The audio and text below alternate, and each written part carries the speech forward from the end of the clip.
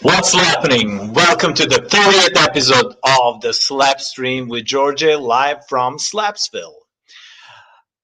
This is also the first one in a new year, hopefully a year with live music. So happy new year as well. I see quite a few people with us here. So here's Zoran, our regular. Happy new year, Zoran. And hope you guys can hear me fine and you can see me fine. Please write down that in the comments so I can make sure that this actually it's working. Today we have a special topic. For some reason we haven't talked about blues slap bass at all. We did a little bit with Nicolas Duboucher, but we didn't have like full-on blues player on the Slapstream so far, and I'm happy that this is the first episode. So maybe this whole new year gonna be full with blues, but positive blues. The one that we like it here in Slapsville. Hey, Alexander, Privé is Rusi. All right, so I'm in Croatia right now, so Srećna Nova Godina, Happy New Year. And Josue, Slappy New Year, exactly. I should be saying that. And Chuck, I'm glad you can hear us fine. You can hear me fine, hopefully my guest as well.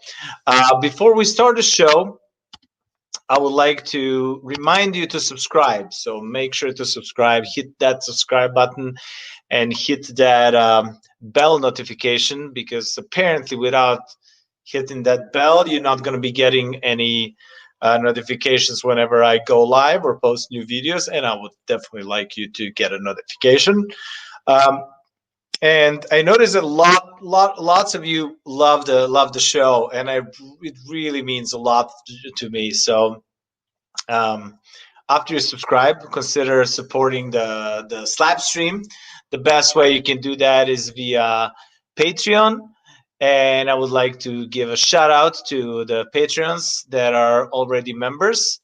And that's Dan Rondeau from Australia, I believe.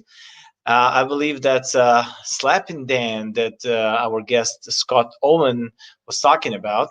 So a huge shout out to Dan, and also our other Patreons, Jose Arana, Etienne, Rouzet, Mikey, Paul, Moomaw, Evill, Richard Tralles, Scott Owen, Bob Cullen, Kurt Ribak. Thanks a lot.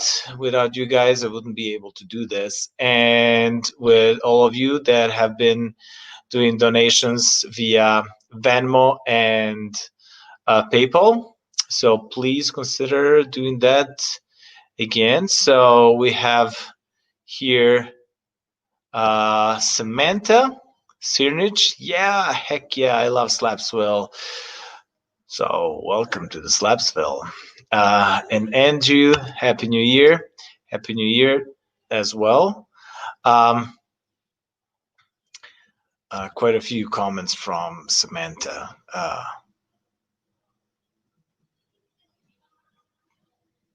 All right. I can't read all of these, but here's the suggestion from Eradio: get Gator McMurder on your show. If you want me to check out these, I'll write down like all these suggestions. So thanks for that. But if you can, please write down the comments below the video, not the live chat. So that will be actually helpful, so I can easily check that out. And all right, without further ado, I would like to introduce my guest. It's Rodrigo Mantovani. Hey, welcome to Slapsville. What's happening? Well, thanks for having me, man, and thanks for doing the wonderful job that you have been doing, during this pandemic, bringing all the great players and talking a lot about bass. I've been learning a lot watching your streaming. So thanks for doing that. Happy New Year's to you and to everyone who's watching us right now. Thank you. Slappy New Year to you as well. Hopefully, this new year gonna bring some live music back. That's what Right, we are all waiting for. right, definitely. And I haven't seen you play ever, live. I think that without this pandemic, I wouldn't be discovering, some players like you. You did that great and wonderful series on Blues Masters, and then I was really happy to see that, and then to get introduced to your great playing. So at least pandemic did a few things like that were kind of cool. But I'm sure that our paths would we would cross our mutual paths like other way as well. um, so Carolyn is here. Happy Slapper Day. It is a Slapper Day every Slapper Day, 11 I like a.m. the terms. Los Angeles time or 1 p.m. Chicago time, right? Yeah, exactly. 108 now, I believe. Okay. And Sasha, our regular. Thank you, Sasha.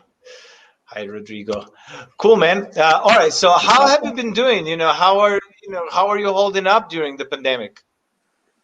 Well, wasn't that bad in the very beginning when the pandemic hit here because it wasn't cold. We were between like March, I would say, the weather was pretty reasonable, so we could do a little gigs outside because, there was a good weather and we didn't have, the notion that how big it would be this pandemic and how it would affect a lot, all the music scene and all the venues and everything. So in the very beginning was a little scared, but not as scared as we got after the couple of months later on. So we did a few gigs, like I said, and then we just saw some venues start to shutting down. And recently, a few months, like last month, the weather started to really drop. The temperature started to drop in here, so the live music outside wasn't a possibility anymore.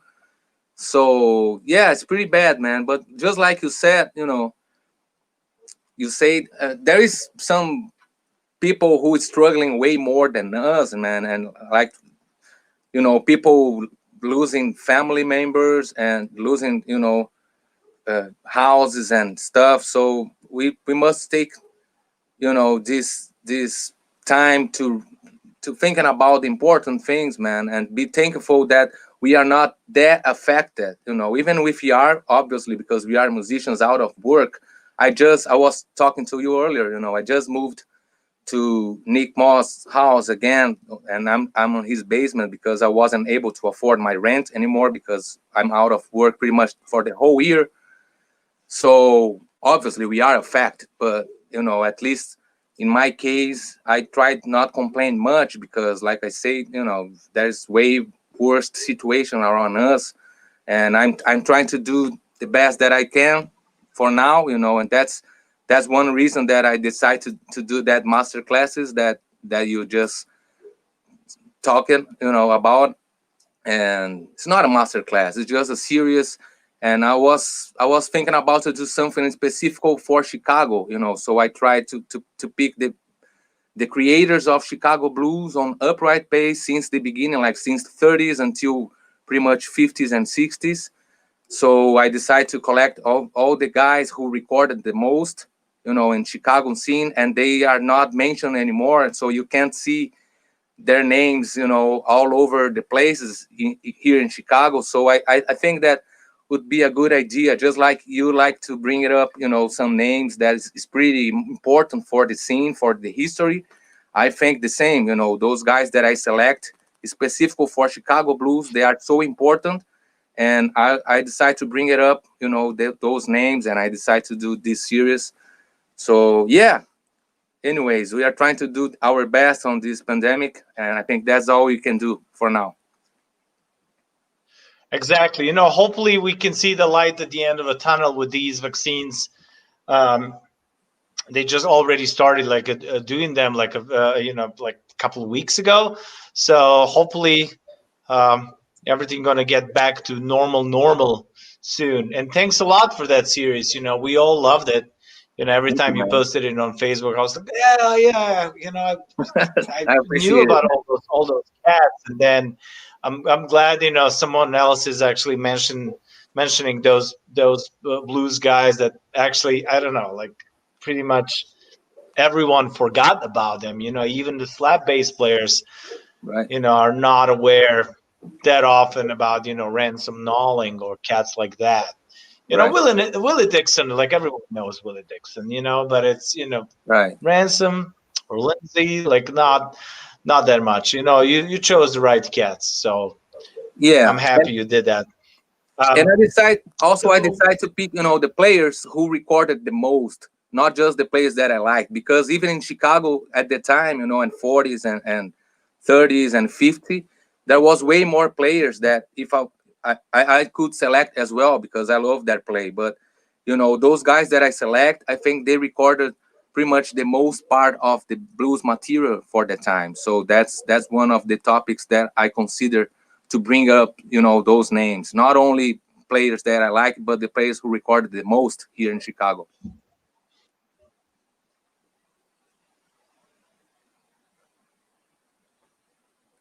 absolutely. And how many episodes have you done so far? Yeah, actually, I'm done with this series, specific series about Chicago blues on Upright. I did 7, and I selected 2 songs for each player. So there was 14 songs, 2 songs for each players, 7 players.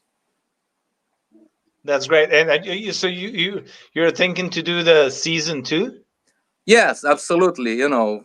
Hopefully not because we're gonna still keep stucking, but I just I like it to do, man. And as soon as I started to do it, I say, oh, that's pretty cool.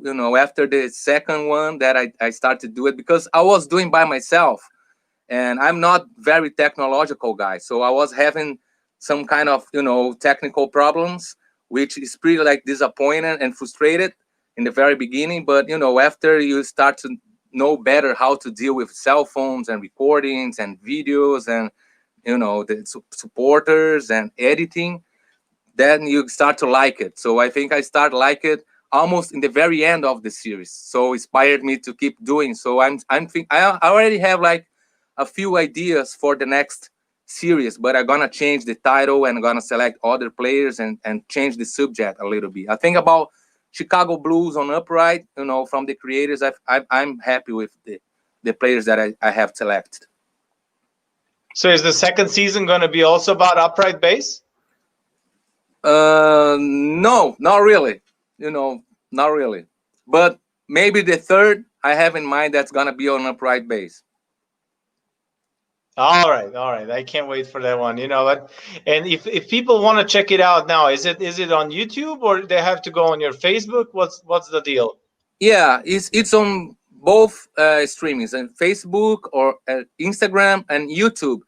But I recommend on Facebook because both Instagram and YouTube, the description part is so limited. So about the research that I did about their lives and their musicians that Okay. yeah, the musicians that they are playing at the time, I wasn't able to put the whole description of each player on YouTube or either Instagram.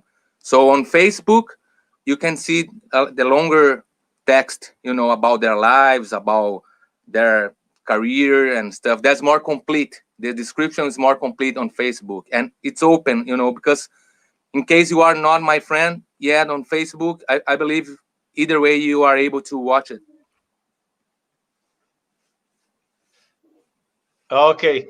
Um, all right. So I would like to hear, so all the links for Rodrigo are down in the description, so you can check out his Facebook. I mean, Facebook is here as well. You can see his URL. And besides that, you can check out his other social handles in the description of the video. Um, Before we go any further, I would like to ask you. Um, we have like some weird comments, like from Samantha. I think that I will have to ban her. So she's talking about flute and like Uncle About what? Sam and guitar. Is it some kind of bot or anyway? I think I'm gonna pause her like for doing comments. While I'm asking you about your beginnings, I would like to know how did you and when did you start playing music? You're originally from Brazil, right? Yeah, exactly. Yes. All right, I would love to hear about your beginnings. Yeah. So I first gained a acoustic guitar from an aunt that just passed away. And they didn't know what to do with that acoustic guitar, and ended up in my hands, and I think it was pretty cool. And as the first time that I looking at the acoustic guitar, that brought me the ocean of possibilities, because I was crazy about that little instrument, how many different sounds and music you are able to produce and make from that instrument. So I was already crazy about music and instruments at the time that I gained that acoustic guitar. And that's pretty much was my start. And I was living in a building down in Sao Paulo, and at the time I had some friends who already played music at the time. Some friends played guitar, some friends played acoustic guitar, and I had a friend who played bass, electric bass at the time.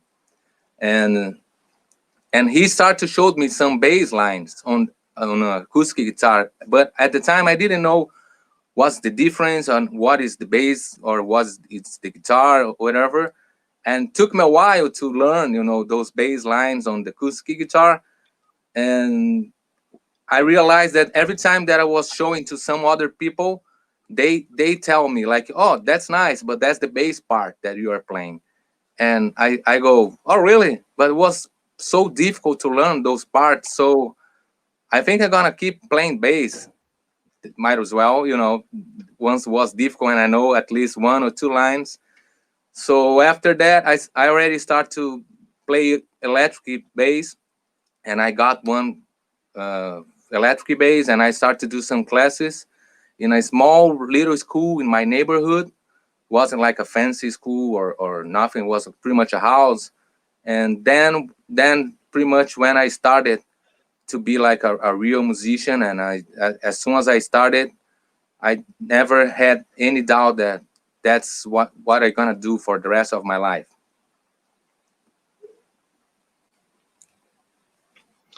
That's great. And so blues was your first love?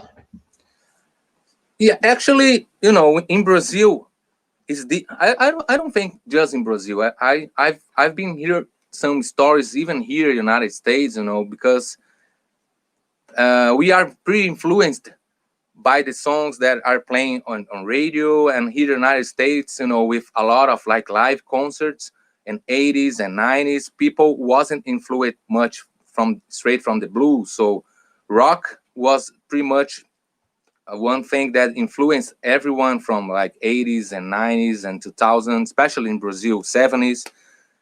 So I start first like liking more rock and roll, like classical rock and roll, 70s, like Led Zeppelin, The Purple.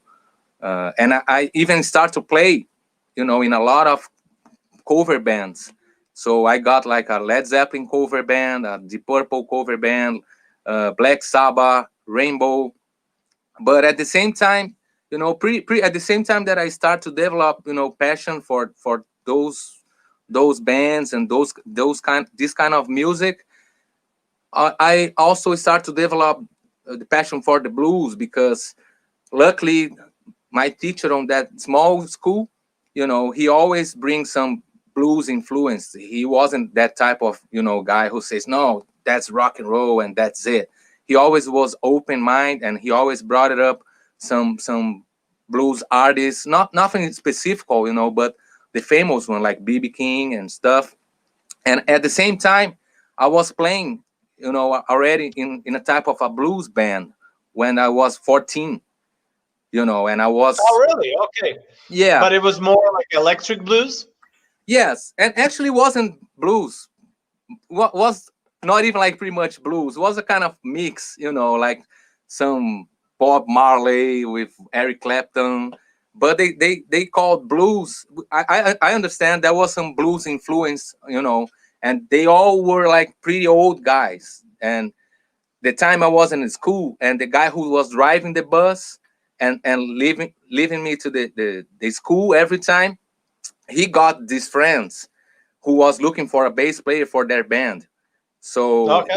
he told the guys, you know, I drive a bus for a young guy, but he's pretty young. He's 14, but he started to do some classes in a school, in a music school.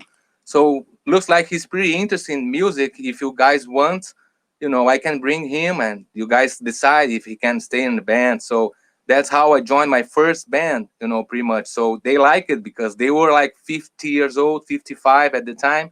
I was 14, so that was, you know, everybody loves when there is a younger guy in the band, like, say, yeah, shut up, young kid, do this, do that, you know. So that's how I joined my first band. So pretty much when I was developing interesting about those rock music, I was developing, you know, interest about blues as well. Never was like one more than another, but obviously during the time that I was making more research about blues and playing more with blues bands, I stopped to play much like rock, you know, but not because I decided, because I was busy and it just happened this way, you know. But even the time that I was playing with those rock and roll bands, I got to perform live and back up some of artists with was part of the real bands, you know, like Graham Bonnet. He was a rainbow singer at the time, and he was pretty much not playing much, but he went doing a live show in Brazil, and I was part of the band, you know. So we touring all over Brazil with Graham Bonnet, with Dougie White, another rainbow singer, like from '90s. You know, I think he's Scottish, and that tour was pretty good as well because he came to Brazil with Nick Simper. Nick Simper was the first bass player of Deep Purple, and Oh, we went on tour together. So we spent almost the whole month together touring, you know. So we back up like Dougie White, and then in the second set, Nick Simper joined for the second set, and he played bass. So I made a good relationship with Nick Simper, and the very end, you know, he gave me his tuner, his cable, saying, "Hey man, thank you. You did a great job, like equalizing the amp." So every time that I go for the second set, I never, you know, needed to reset anything on amplifier and stuff. So it was pretty cool that I got those experience. You know, even like Ian Pace, the Deep Purple drummer, I got to play a few songs with him as well. You know, Deep Purple was touring in Brazil, and I was playing at the time with a drummer who was crazy about Deep Purple, and he was a close friend from Ian Pace, and he organized a workshop for Ian Pace. So we played a few songs, and then he invited Ian Pace, you know, for two drums on stage, and Ian joined, and we got to play like 2 or 3 songs together. Like I don't know, 16, 17 years old at the time, maybe. that's so cool. And you were playing electric bass, right? Oh yeah, definitely, definitely. That's pretty So much. when did you start playing upright bass? Yeah, I picked the upright bass, you know, because at the time I was already like looking at some American folk blues, which is a not triple, but nowadays I think they have released at least like 5 DVDs, I believe. So that's a compilation about shows that blues artists from 40s, 30s, 40s, 50s, they went to Europe to do like a lot of concerts. So they made these compilations on DVD and put it together. So these DVDs blew my mind because in one DVD you can watch like Willie backing up all the blues artists, and then you see like Lightning Hopkins, and then you see like Little Brother Mike Montgomery on piano. So there is a lot of information, and I was crazy about the upright at the time, but I didn't have it. And at the same time, you know, I was required to record a song in a studio for a band that was playing at the time, and it required upright. And I say, oh, that's a good opportunity. I was already having in mind to buy an upright, so I bought the upright just for this recording, but not just for this recording session, because I was like already start to thinking about to learn how to play blues on upright, because I was listening a lot of blues with upright at the time, and I knew pretty much a lot of artists, but I haven't played upright yet at the time. Well, I'm glad you did it. How old were you? I believe I was like 19, at the time that I bought my first upright. That's nice. We have a question, and it's actually interesting question, and I don't want to skip it. It's not completely related to what we're talking right now, but I think it's actually one of the better questions, and I'm curious about the answer. Um, it's from Juan Train. It says, Georgia, thank you so much for these amazing streams. Welcome. I'm glad you're here. Rodrigo, I wonder, do you know if there were slap double bass players in Brazilian music like bossa, MPB, samba, etc.? Yeah, that's an interesting question. Thanks for doing that, Juan. Not really, not that I know. At the time that I was learning in Brazil the upright, I never saw nobody slapping the upright bass in front of me. So it was something that I discovered for a mistake, probably, and I say, oh, that's how you make that sound, because I had heard, but watching those Willie Dixon on American folk blues is not the easiest thing to realize what he's doing, because his hand is huge and the camera angles is not the perfect way, that you can see he like, and actually there is some songs nowadays that's pretty obviously, but it wasn't for me at the time. So it was by a mistake. But answering this question, no, not that I know, at least. It might be, but on upright bass for Brazilian music, I never saw any musician like with a technique and like really slapping, unfortunately, I believe. You should start doing it, because I think it's one kind of music style that haven't been explored enough, like with with this technique, and it could be it could work great. Yeah. We have some amazing players like to play like Colombian music, but I'm not either familiar that many like with the Brazilian music. I mean, not anyone. Maybe some of the viewers can let us know if there are any, and please write that down in the comments below the video. Another question for you, Rodrigo, from Chuck Carner. Rodrigo, I didn't know that you're with the Nick Moss band. Say hello to my friend Dennis Grunling for me. Nick Moss, every time he's in the area. I can't wait to see you guys live again. Actually, I guess it's not a question. All right. It's just, Thanks, yeah. Chuck. Me too. I can't wait to see you. Because it means that we are on tour again, right? Yeah, we all can't wait for that. Um, when was the last time you went to Brazil? Man, since that I moved here, I never went back. So pretty much, Oh, really? And when was yeah, that? When did you move to the States? 2 years ago was in 2019, like April. So actually, it's almost 2 years. Next April is gonna turn 2 years Oh man, out of 2 years, like in the States, you spend whole year, in the lockdown. in a cave, right? Oh man, it's so crazy. Yeah, And that's how was it living in Chicago? Since I know that blues is such a big passion for you, and just living, you know, in the walking on the streets where all those guys were walking. And then I remember, like, the first time I moved to the States, I wanted to go everywhere where my bass heroes were going, from Mingus to Bill Black to Willie Dixon. And I was so excited. That was kind of like my main thing that I wanted to do. How is it for you? How do you feel about it? yeah. I love it, man. I love this city, and I was telling you earlier. and I think Chicago is beautiful. It's a great city, but unfortunately, I haven't had time to enjoy the city the way that I wanted, because the first year we were so busy on touring, so I pretty much didn't have time to spend here in Chicago. And just like you say, the next year we are in lockdown, so I don't want to go outside. So, but I was living in Lakeville in my apartment, like beautiful place, and uh, one of the most reason that I love that place is not just because it's pretty close by the lake, but it's pretty close by, Blues on Halstead, Kingston Mines. I could go by walk to those blues clubs, and it's pretty close by the Reckless Record, a great record store. So I was pretty happy at that neighborhood.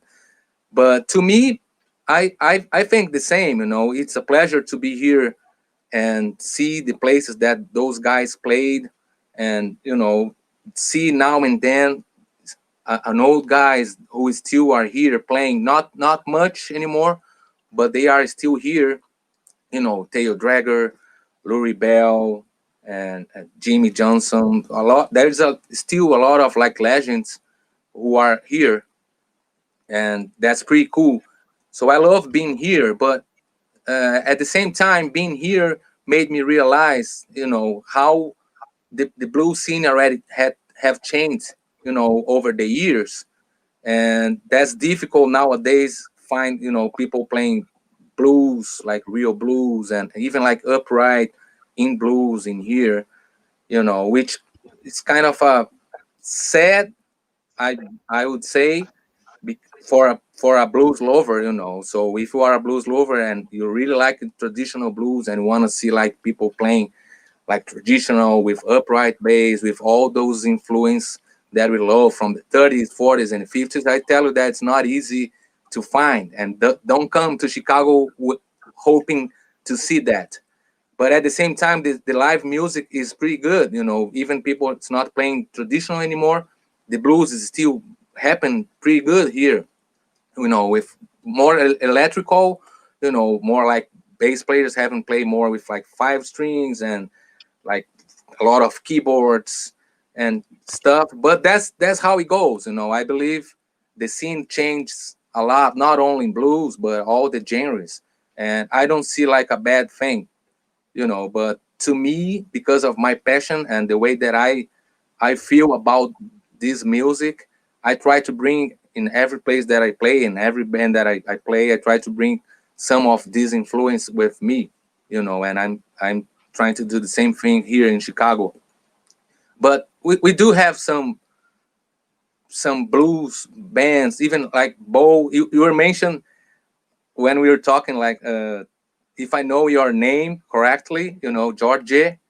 And I told you that I'm gonna say here live because that's a funny story. At the place that I was living in my apartment was pretty close by the Green Mill as well. So I was able to walk to Green Mill and go there like pretty much every Sunday to see Joe Patterson trio with Chris Foreman, amazing trio. If you are in Chicago, that's a place to be on Sundays. And I got the chance to meet Bo Sample, great bass player, a nice guy, and he played in a trio with Rick Cherry, that, and Joe Patterson as well, and they play some old stuff that we are talking about. That's pretty good. And I was talking to Bo one of these days, after that was a pandemic already. I showed up, everyone was in mask, and Bo came to talk to me, and I was mentioned that I watched one of the streamings that you guys made with a lot of bass players together on the screen, earlier this year, with Ryan, with Kevin, with everyone, and Bo was there. And I was talking to Bo, and say, hey man, that was a great streaming. I learned a lot, blah blah blah. And I say your name, but I say Djordje because we don't have Djordje in Brazil. Everyone that have the same name as yours in Brazil is Djordje, actually, Djordje. And I say that to Bo, and Bo say, no, that's Djordje. And I say, oh, I got it. So that's when you ask me if I know your name, I say, I know your name. That's Bo. Bo said, that's Djordje. That's a funny story. And Bo is an excellent player. You know, I love Bo's playing, and I'm glad you actually mentioned Green Mill and Joel Patterson. You know, whenever I'm in Chicago, I always go to Green Mill, and Joel's bands are always my favorite. You know, like to see over there. I believe the Jazz Babies were playing also Tuesdays in Green Mill. Yeah, yeah. That's also another cool one. But Sunday, you know, with Joel is and Alex Cole on drums, excellent. You know, I mean that you know any band with Joel Patterson at Green Mill is excellent. So I just love it. Yeah. And So as Bo. yes, you know, I hope to get Bo like on the show soon. But you know, before it gets like too late out here, I would like to hear you play something, and then All I would right. like you to show me, you know, show Right. me some cool blues licks. We already have a good amount of people out here, so you know, grab your basses and learn something from the blues master, Nah. Rodrigo Mantovani. All right, Step let's one. just play something. Do something for us, like first, and then we're gonna do a lesson out right after. All right. Just let us know what we're gonna be playing. Can you see me well? Yes, now it's excellent. Oh, okay. All right.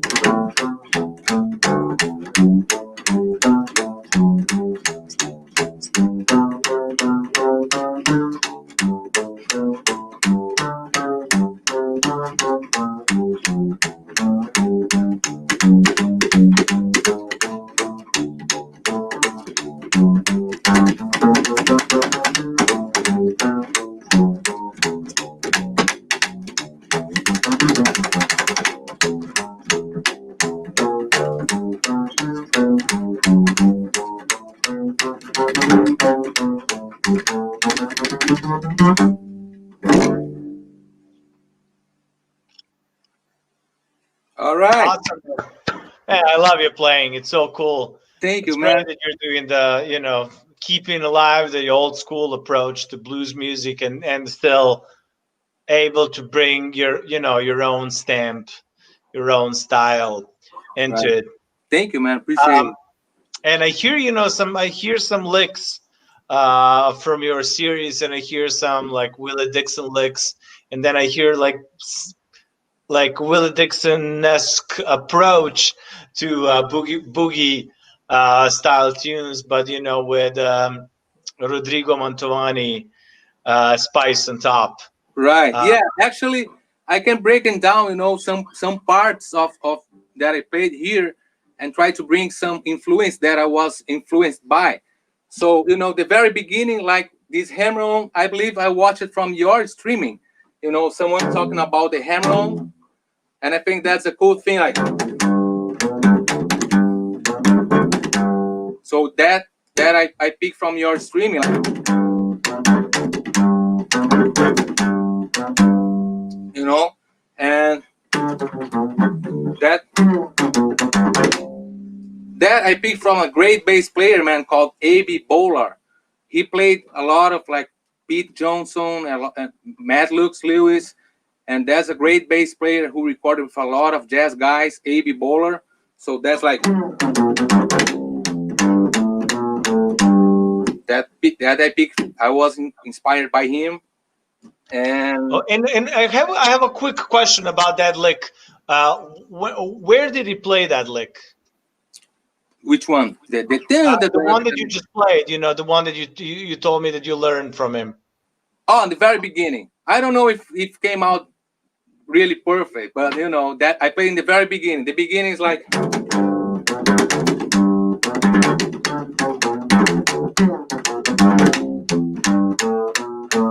The very beginning. So, it sounds great, but so you learned it from which song, which recording? No, actually, this lick I haven't learned from a specific song. That's influenced that I heard a lot of his solos and his lines, and then at some point, you know, he played something similar, but it's not exactly. But this turnaround that I'm gonna play like next. Sorry, one more question. And was he slapping when he was playing that? Yes. He's a slapper. He's a slapper, actually. A.B. Bowler. That's a great bass player to check it out. You know, there is even solos that he played. Actually, a quick comment here. You know, the time that I was stuck in here before I moved on Nick's basement, you know, when the pandemic very started, I was scared, you know, being in a different country, like by myself, because like I mentioned, my wife is stuck in Brazil. So I came to Nick's basement, you know, just to have people around in case something bad happened. And we started to record in some funny videos, but not just funny, like some live shows. And at some point I had my part and my scene that I was stuck in the basement. And I showed some leak to the people, you know, and I dropped the name of the player and the date and the track. And one of the tracks, I was faking that, you know, I was alone by myself so much that I start to lose my mind. And at some point, I open my eyes and there is a piano right by my bed here, you know, on basement. And I opened my eyes and I saw Pete Johnson. That's part of the live streaming that we recorded. So I pick a A.B. Bowler song with a solo, and at some point I say, "Hey, Pete Johnson, I have a solo to play," and I play the A.B. Bowler solo. That's pretty cool. Just with slaps, that's great. You know, I don't think this show came out already, but it will pretty soon. But just a quick comment that A.B. Bowler, that's a good guy to check it out. Definitely. Like let me see the rest of the breakdown of the solo that you wanted to do. Right. So this turnaround that I played, I picked from Andrew Harris. I made the series. The first guy that I select is Andrew Harris, and he recorded a lot in Chicago with Lonnie Johnson, with Sunland Slim, and he's one of my favorites. So, like we are in G, boogie in G. So we started like in the 2 and 8, and then he plays the open.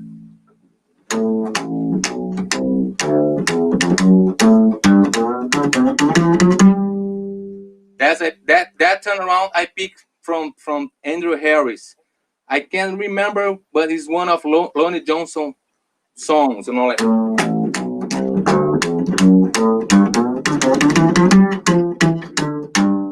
And then I kept playing like.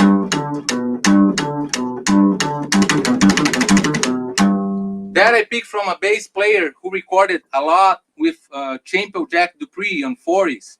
And this bass player is from Indiana, like near Chicago, and his name is Wilson Swain.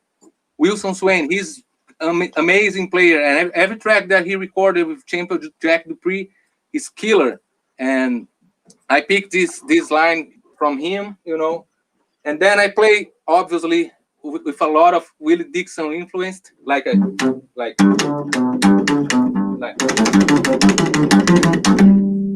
Right, I picked the pieces of that boogie that you mentioned earlier that he plays like. I picked this part and I mixed it up with more influence. So I did this movement here. So yeah, and there's a lot of like Ransom Nolan as well. This turnaround that I played.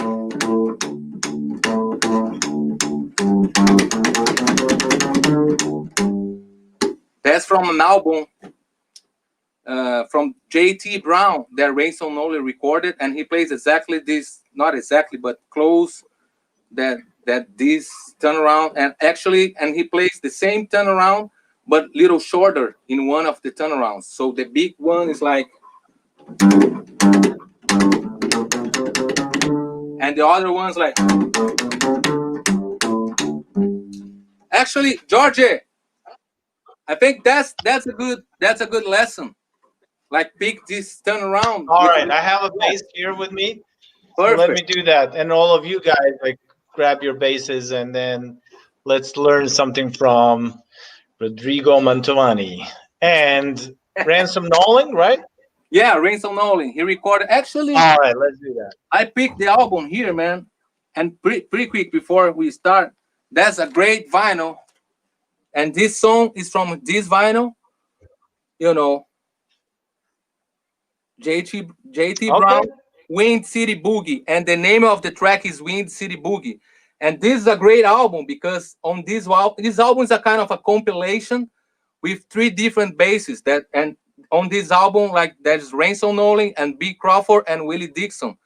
And Oh, cool. Bob Coster from Delmark, he picked, all the different recording sections from the different years, and he put it together on this album. So that's a good, you know, album to listen to if you have the opportunity.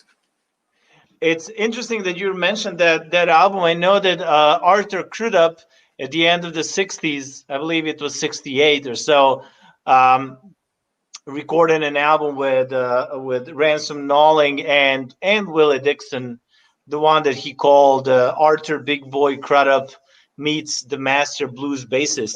Yeah, exactly, man. Yeah, perfect. There's Yeah. yes, perfect. That's it. All right, let's do the the turnarounds. That's probably it's my English messing with your head. No, I'm actually like thinking about lots of things, like, and I had like a suggestion from a friend of mine. He's like, you have to be more focused. And then, there's like, I'm thinking about internet problems, trying to feature all these little graphics, the base stuff, post on social media and all, No, man. the comments. I tell you that Oh, you are it's doing crazy. a wonderful job, man. I completely understand. Sometimes my mind, when you're asking something, I start to thinking about other, answer. And when I see I'm talking about other stuff, and we need to focus. But you are doing a great job, man. Don't worry about it. Thanks, man. I appreciate it. All right, let's do the Ransom Nolan. You said it's blues in G, right? Yeah, it's a boogie in G, and let's start from the 2. Instead the 5. Sometimes he played 5, sometimes he played 2 instead. So we start in the 2, like.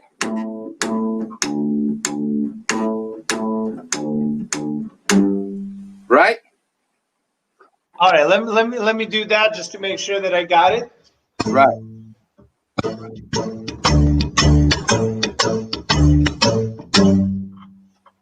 Yeah. You can play straight from the D. You can play the G already, like.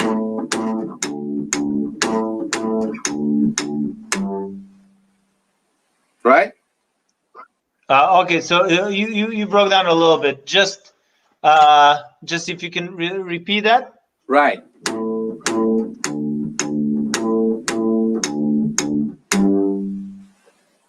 Okay. After the D goes to G. Yeah, exactly. And now open G, like, right? You do the triple slap and then hit the A then hit the B, then hit the C, and then hit the D.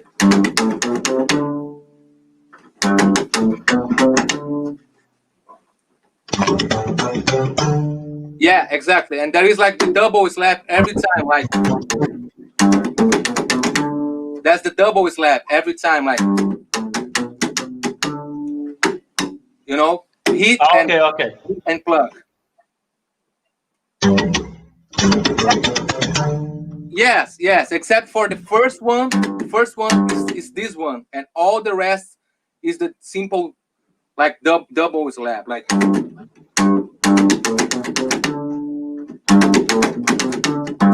Okay. Right? So it's yes, and then G, A, D, and finish in G. That's the shorter one that he plays.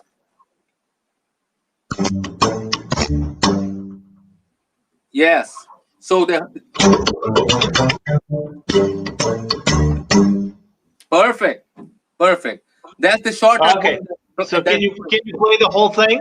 Yeah.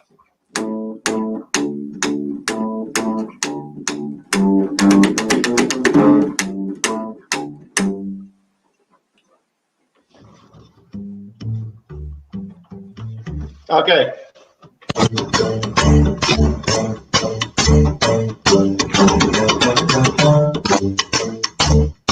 Yes, perfect. And the other one is the same conception. All right, let's hear the longer one. Yeah, there's the same conception, like, but here after the A, he plays chromatic until C, and then repeat the C and play chromatic until the D, like, or that's the longer one. So the same thing, the beginning is the same thing. Now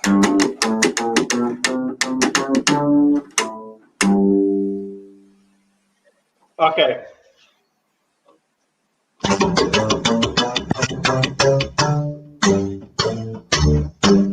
yeah, after the D here, the high D, you play A and D, you know.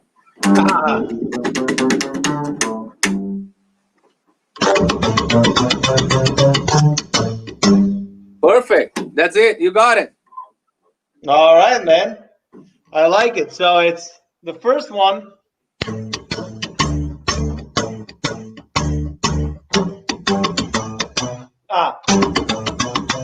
Okay.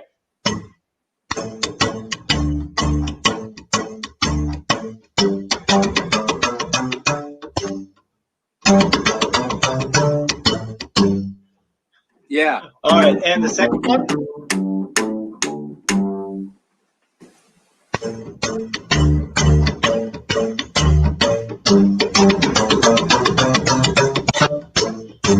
That's it. Perfect. You got it. All right. Thank right. you, and thanks to Ransom Knowling. Oh yeah, that's a master right there. Yeah, I'm glad we had a chance like to do this now. Since it's getting late in Croatia. Right. Here, I hope all of you guys learned something as well. This might be the reason why I'm doing all these slap streams. I'm joking, but it's really cool. Ransom Knowling was a really cool bass player. I remember when I discovered him, I was kind of impressed with him. I think that he was born in Louisiana, and then he moved to Chicago, and I don't know. I always loved his playing. Yeah. And he Actually, played with they say that he was people. born. I'm sorry, you were broken. You were talking. Sorry, I interrupt you. No. What did you say? I I think that think he was born in Louisiana, right? In New Orleans. yes, exactly. Yeah, I think he was born in New Orleans, and he started playing, tuba, and then he moved, and he's one of the guys who record the most, with a lot of different artists, and everything that he did is it's pretty much it's gold to me. That's gold. And again, that's difficult because there is just a few footage that shows he's playing live, and there's not a lot of like videos that he's slapping, and stuff like that. I don't think I've seen any videos of him slapping. Are there any on YouTube? No, there is a few videos that he's playing, he's backing up a concert in Europe, but slapping. I can't recall, that he's featured like slapping something on video. I'm not familiar with it either. I'm familiar with his records, with Big Bill Bronzy and Big Boy Crudup, uh, Otis Pan, and Tampa Red and all these people. But I don't remember any of the videos of him slapping. It would be cool to see that. Yeah, There's quite a few with Willie Dixon slapping, but yeah, it would be nice if YouTube algorithm suggests something like that after this video. That yeah. would be Even kind of even, even kind of about cool. talking about the guys that there is nothing, uh, not nothing, but there is not a lot of stuff out there like B Crawford, man. That's unbelievable. There is no video of B Crawford, or not even like they every time that there is a picture that I think that was B Crawford, but that's not 100% sure that that's B Crawford on that picture. So that's crazy, a guy who recorded that much the way that B Crawford did, and there is not a lot of videos on, and not even like pictures that's saying that that's B Crawford, and that's for sure. And that's crazy to me. Even about Bill Settlers, that's another guy that I pick, and he recorded a lot, man. This guy was like a great partner of Big Bill Brunzi, and they had so many different bands here in Chicago, like Chicago Black Swans, State Street Boys, and Chicago Rhythm Kings. A lot of bands that this guy played, and a lot of artists that he backing up, like Memphis Mini, everybody, man. Bill Settlers, and there is no picture at all about him. And for this series that I put out on internet, I had talked to a lot of like professional researchers here in Chicago, and over in the United States, asking about more information in case I can't find a lot on internet. And about Bill Settlers, there is a little bit of information of him. There is some websites that you can find some information. I tried to pick all the information that I could and put together in one long text. But about picture, zero pictures, no pictures at all about Bill Settlers. And it shocks me, that how this guy was a big pillar and Chicago blues music history, and there is no picture about him.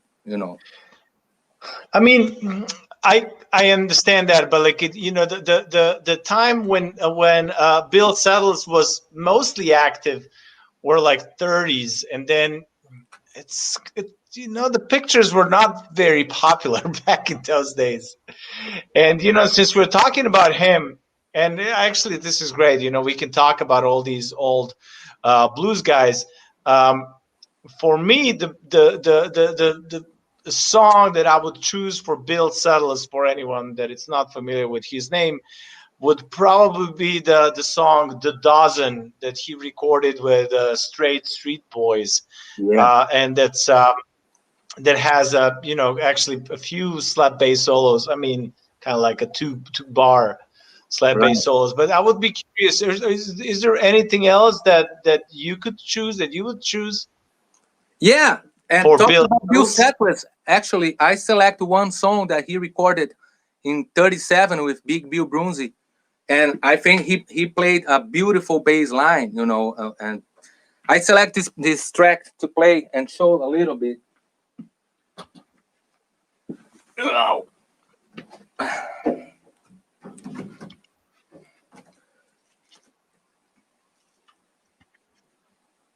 Just 1 second.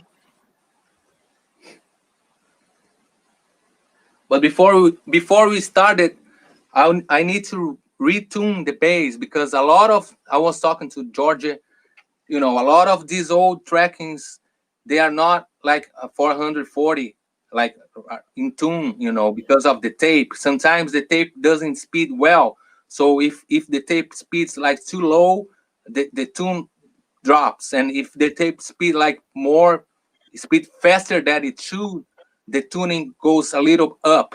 So every time that we play these old songs, sometimes it's tricky. Sometimes you think that they are playing B, but actually they are playing C, and you must keep your, you know, not just your ears open, but when you try to play, you must figure out the movements, because it's gonna tell you which key they are playing, because just by the sound sometimes it's pretty tricky because of the tapes, you know. So this track, yeah, like I said, was recorded in 37 by Big Bill, Barrel House, When It Rains. And it's not in tune, like perfect in tune.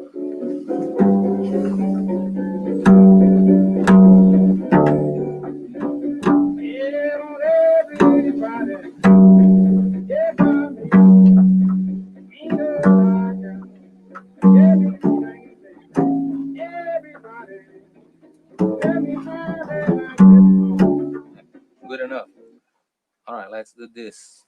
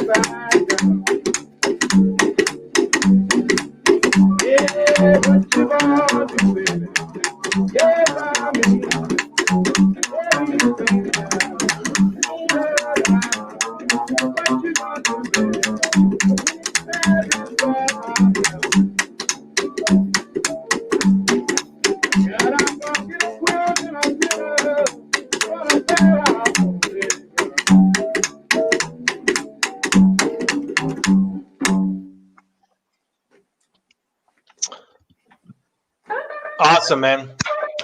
All right. I love it. I love it. That's It's great. not exactly like the recording section, but it's pretty much the idea, that the line that he plays, phrasing, over the chords, like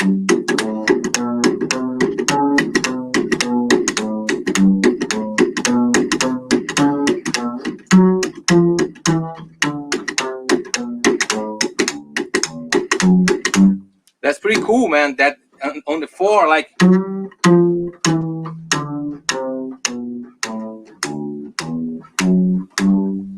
I never saw nobody playing this line in the four. And another cool thing on this track, when there is a solo and he plays the five, like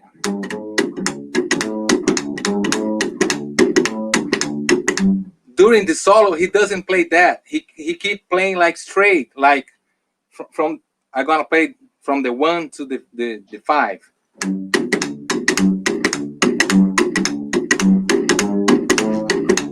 See, he goes straight instead to play. So he doesn't change the groove, and I think that's pretty cool. He keep grooving during the solo without breaking much. That's awesome. It is, man. It seems that you spent lots of time like analyzing all these old cats. Yeah, like I said, it's not exactly like the record. I haven't memorized. I was just working like I believe yesterday to talk about, so I haven't memorized. If I record it like in the series, I like to memorize and play exactly like the same spot they play. But the main idea is that, and I try to pick the spotlights of each track and try to bring it up. So the line is cool. The line that he plays on the four, that's pretty cool. And even the other thing that shocks me out, he doubled after they got back from the solo. There is another chorus that he plays straight without the line, like just grooving.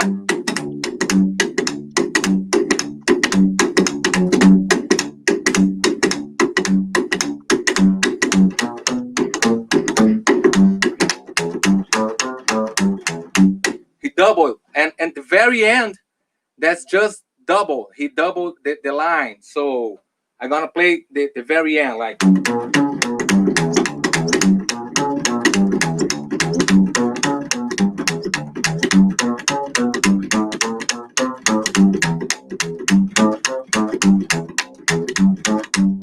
Then he comes back to the groove, and that's beautiful, man. He doubled the line, and then he breaks down in two again. That's pretty awesome in the very end of the song. And to me, it brings a lot of like, we are almost in the end, like let's push it. I have this feeling every time that I listen this track, and the very end, the very end, he doubled the line. It brings this feel to me. Instead just play the regular groove that he was playing, like he doubled, like.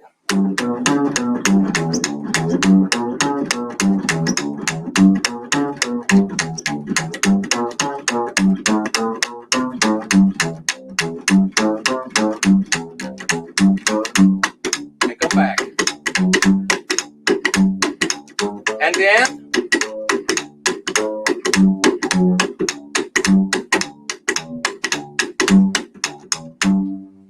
even this little line in the very end, that's beautiful, man. That's gold. Like that's the only time that he played this line on this track. It's so cool. You picked out all these little details. Yeah, that's about it.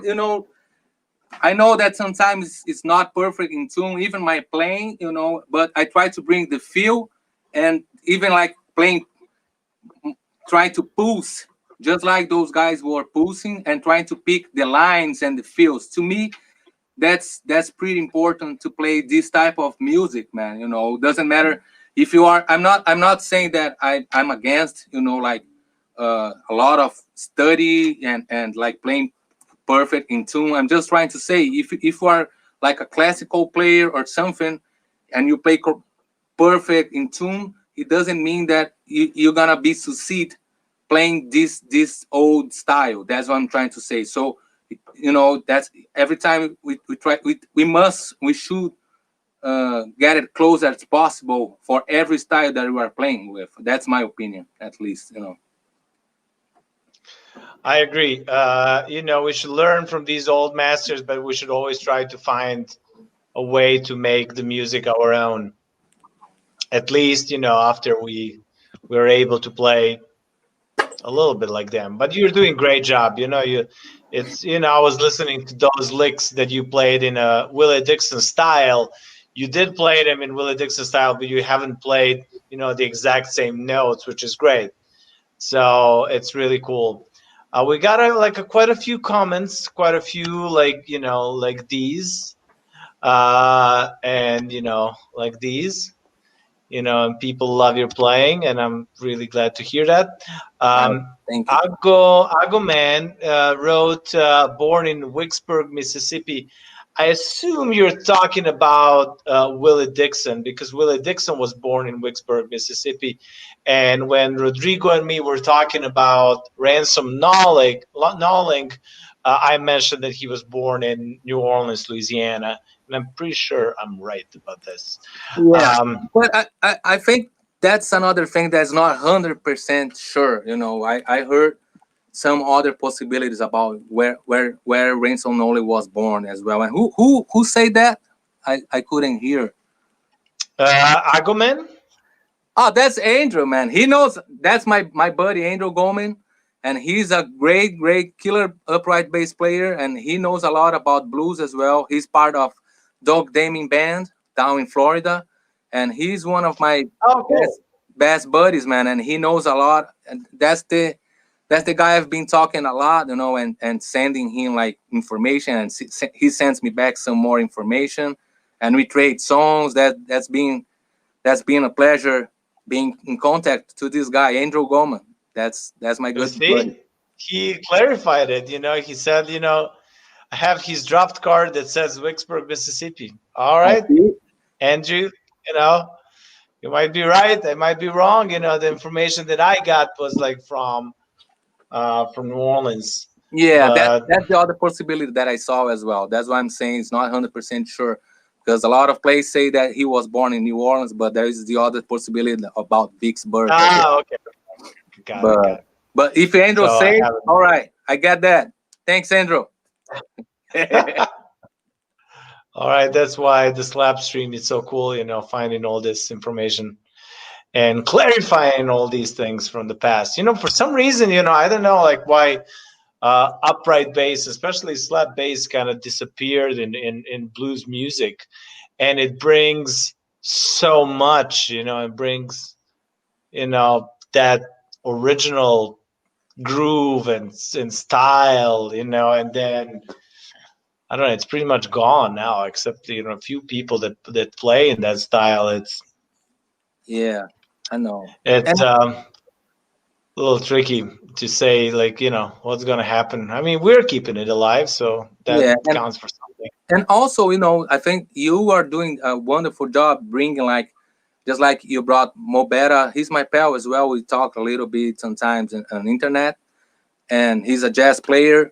You know, that's good that he's into it like slap and stuff. Because another thing that I realized, man, like buying the records here, like the vinyls with a lot of information, there is so many blues, not blues players, I would say like bass players who was recording like jazz, and at the same time they were recording blues at the same time. You know, names like Al Morgan, he was part of Cab Calloway, and in 30s and in the 40s he was recording with T-Bone Walker. Just like Jude Denou, you know, that's another bass player to check it out. He was part of a Artie Shaw band, like big band, like 16 pieces with horns and strings and everything. And he was recording with Artie Shaw like in 40 and 41. He was recording with T-Bone Walker as well.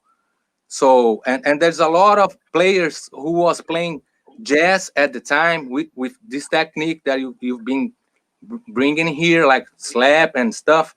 And they recorded a lot of blues, and back in the day, there was just one thing, that everything was together. There wasn't like, I'm gonna record blues and that's it, and I'm gonna record jazz. That was the music that they were made in back in the day. So even like there was there's a great bass player called like Bill Taylor, sir, and he recorded a lot for Fats Waller, and he slaps a lot. There's some killer tracks that he cut for Fats Waller, and at the same time he recorded for Big Joe Turner. At the same time, like 40s, and he recorded in 30s for Fats Waller and 40s for Big Joe Turner. There's thousands of players who recorded for jazz guys and also for the blues guys. Al Hall recorded for a lot of jazz players and recorded for Josh White. Billy Head Note. Billy Head Note was mainly, his career was in LA, where you are based, not now, but where you are staying. And he recorded a lot of great albums in there. He was pretty much the guy who recorded the most for T-Bone Walker. But at the same time, he played with Charlie Parker, Dizzy Gillespie, Billie Holiday, all those guys. And so that was one thing, and that's pretty sad that now the jazz guys, they are not really into it. In blues, once those guys who recorded jazz back in the day, he also recorded blues. Even like Milt Hinton, man, there he recorded with John Lee Hooker. There is a great album. I even like separate here to show, in case people are not familiar with this album. It serves right to surfer, John Lee Hooker. He recorded in New York, and that's Milt Hinton in the whole album.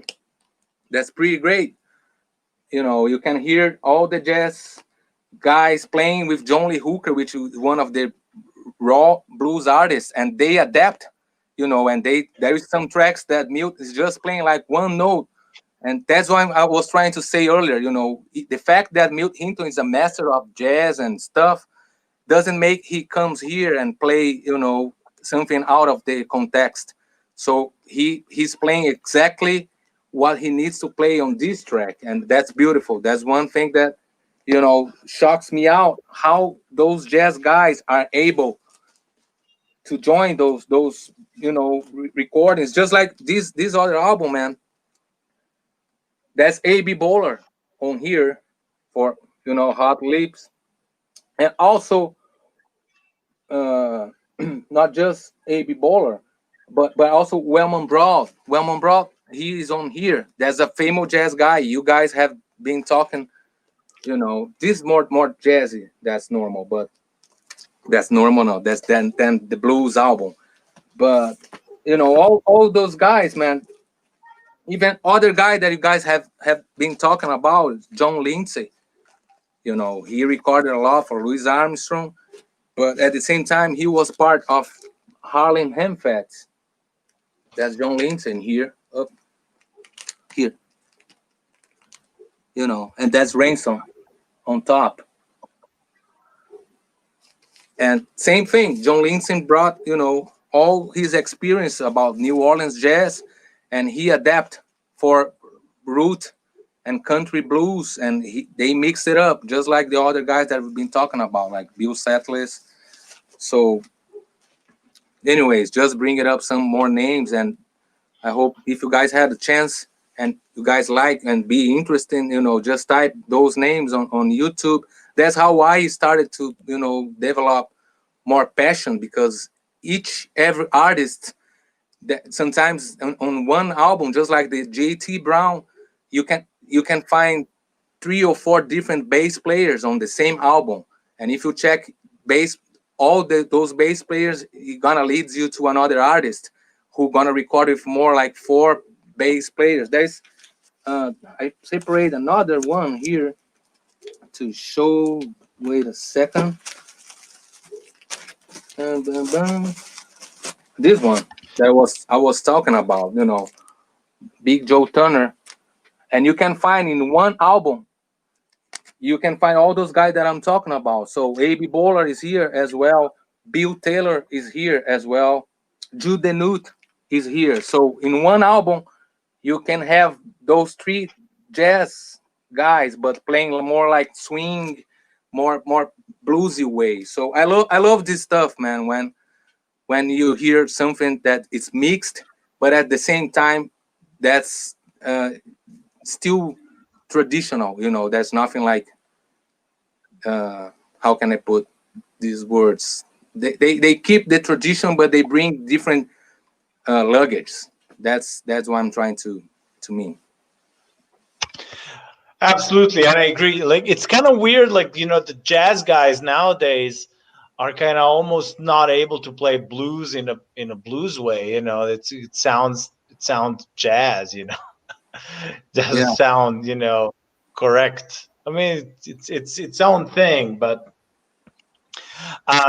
there's one topic that I wanted to talk to you about.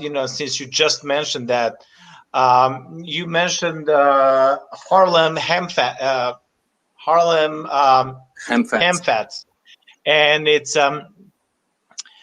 you talked about John Lindsay playing in a band, and I believe that Ransom Knowling was playing before John in the same band, right? Yeah, I don't think he played before. I'm not sure if he plays before or after, but it was like pretty close. And before those guys, there was even the first guy, and I can't recall That's the what I name. wanted to ask you. Like, so I found out that the name of that guy is Harrison, but Harry, that's I it. don't know anything else beside. I don't even have like his full name. Do you know it by any No, chance? no, no. Exactly. You nailed, man. That's Harrison, and that's it. I couldn't find any more about his information, and sometimes it happens. Just like talking about the Chicago Rhythm Kings, that was mentioned that Bill Settler was part of the band. At the same time, at some point, Tampa Red joined the band as well. And Bill Johnson, man, that's another master who recorded, with a lot of New Orleans artists and stuff. He recorded with Tampa Red as well in some tracks. And I believe the time that Bill Johnson came to Chicago, there is a lot of recordings that is Bill Johnson, and they say like unknown. So, but I believe Bill Johnson recorded way more than he is credit for with this.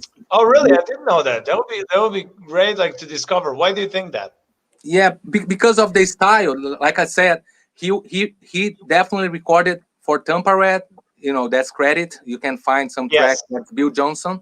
And once yes. he was here, there is some stuff for Jazz Gillian, a great hard player back in the day, like 30s and 40s, and pretty much basically a lot of his tracks, the bass player is unknown, and there's a lot of slaps. So I And you believe think that's Bill Johnson? it could be. That's one of possibilities because he was in Chicago recording. I know that Bill Johnson was in Chicago like a late 20s, and then he recorded some cool stuff with Chippy Hill. Oh yeah, And then one of my favorites like from those sessions is probably "I Ain't Gonna Do It No More" um, with Chippy Hill. definitely. Even Louis And Armstrong, man, there's some tracks that Louis Armstrong recorded with Chip Hill as well in 20s. with Bill Johnson. No, with Chip Hill. Ah, yeah, yeah, okay. But what was the bass player? I don't know. I can't recall. Oh, I okay. don't know, but Um, basically that's what I'm saying. There's a lot of tracks that don't show who was recorded bass for. I know. So That story of my life. Trying to find out who played on which track. I know we I spent mean, so much time, man, doing that. But that's good because at the same time, sometimes you can't find exactly what you're looking for, but you found like 30 things that you were even like thinking about it, and now you know. yeah, yeah, exactly, Just like there's another player, exactly, man. exactly. There's another bass player. I will stop to talk about bass names. I swear. That's the almost the last one. But there is another like rare player who is pretty I believe pretty important for this type of music. His name is Quinn Wilson, and he recorded in 20s tuba for King Oliver, you know, so, and for Jelly Roll Morton as well. He recorded tuba for those guys, and he was a killer tuba player. And in 40s, he started to play upright, and he recorded for heavyweights blues like Pee Wee Creighton as well, you know, and 50s, he recorded for John Lee Hooker, and he also started to play electric bass. So this guy, just like Ransom, you know, he switched between instruments, like playing tuba and then play upright and different styles. You know, that's another name that it doesn't appear much. Quinn Wilson, like Quinn and Wilson. That if you have the chance to check it out, his work it's gold. That's beautiful. That's really cool, you know, and please do not stop mentioning, you know, like names like, you know, from all these old blues names. And one name that you haven't mentioned, and then you know that I would like to mention, is Chuck Barksdale.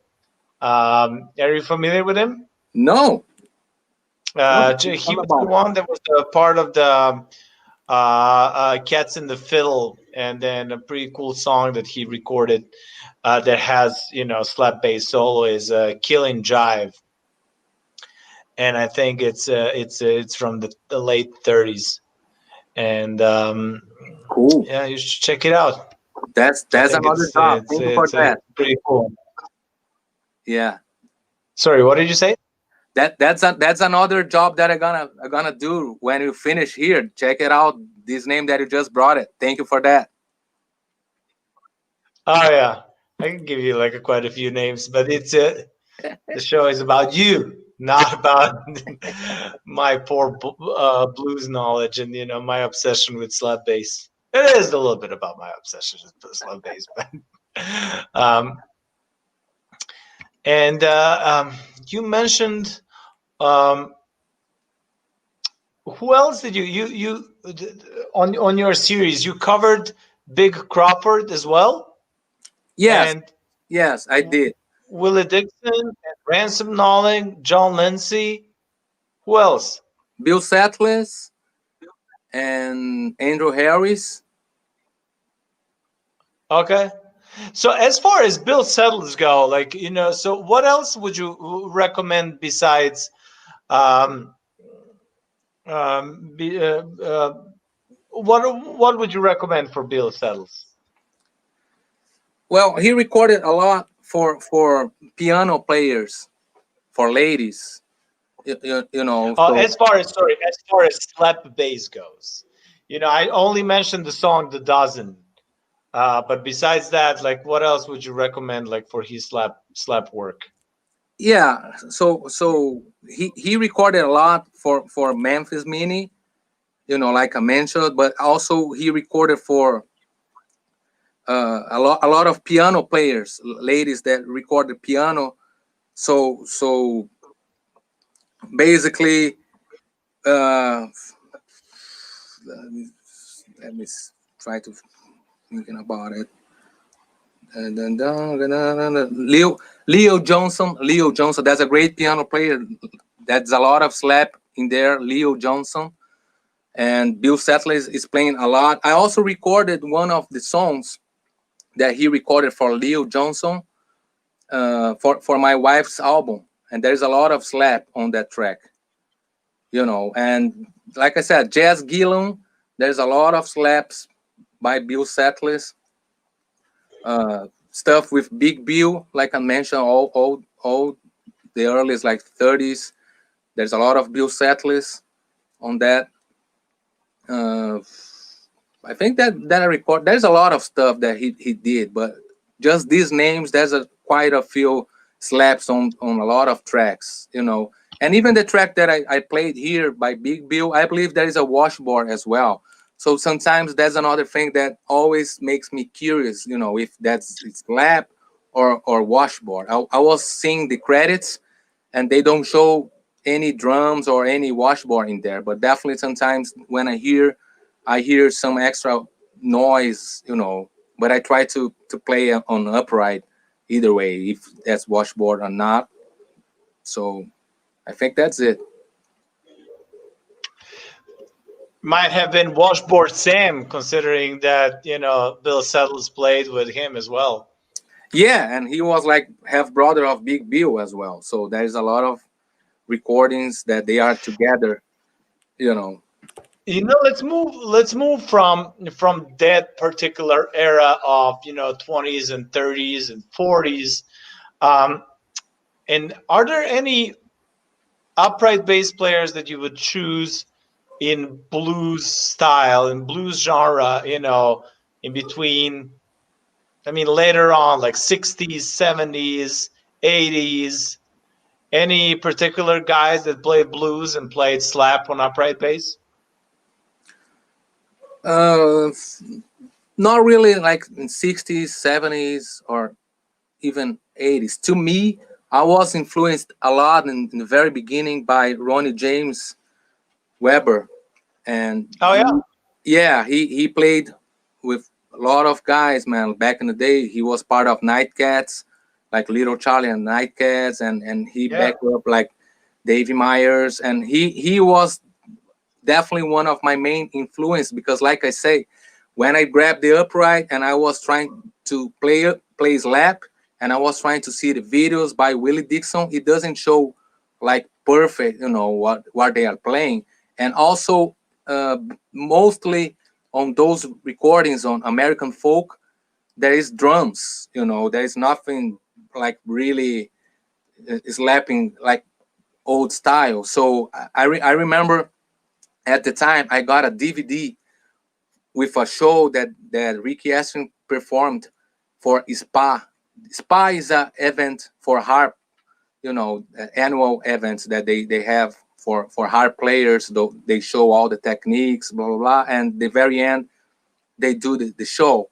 And that there was this DVD that I got, and Ronnie James is playing with Ricky Aston and Rusty Zinn. There's another killer guitar player. So this show really turned me on this style because there is no drums in the very beginning, and they are playing a lot of like Sonny Boy style, and Ronnie is playing all those rhythming, like slapping, like double slapping, and all this stuff.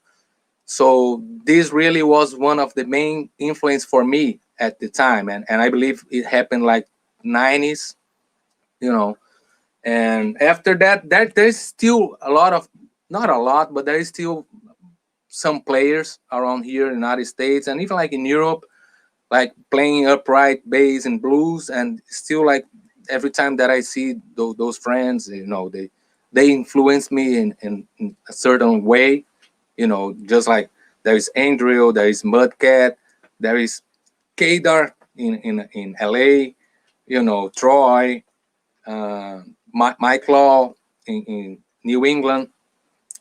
There is Willie Campbell. He's not playing upright anymore much, but he used to play.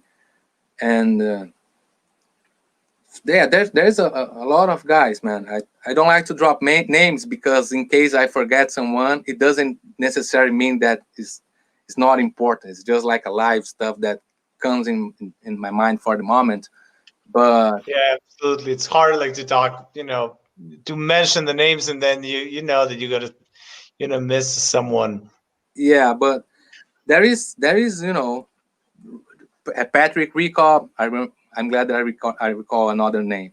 So there is still guys, and all these guys. Not Andrew. Andrew is pretty much, I believe, he's near by my age. But these older guys are a little bit older. So Mudcat, I believe he's been playing upright like since '70s. Bill Stuve, that's another bass player in LA who was part of Rod Piazza's band, and he played upright in blues, in '90s and back there like '70s, '80s.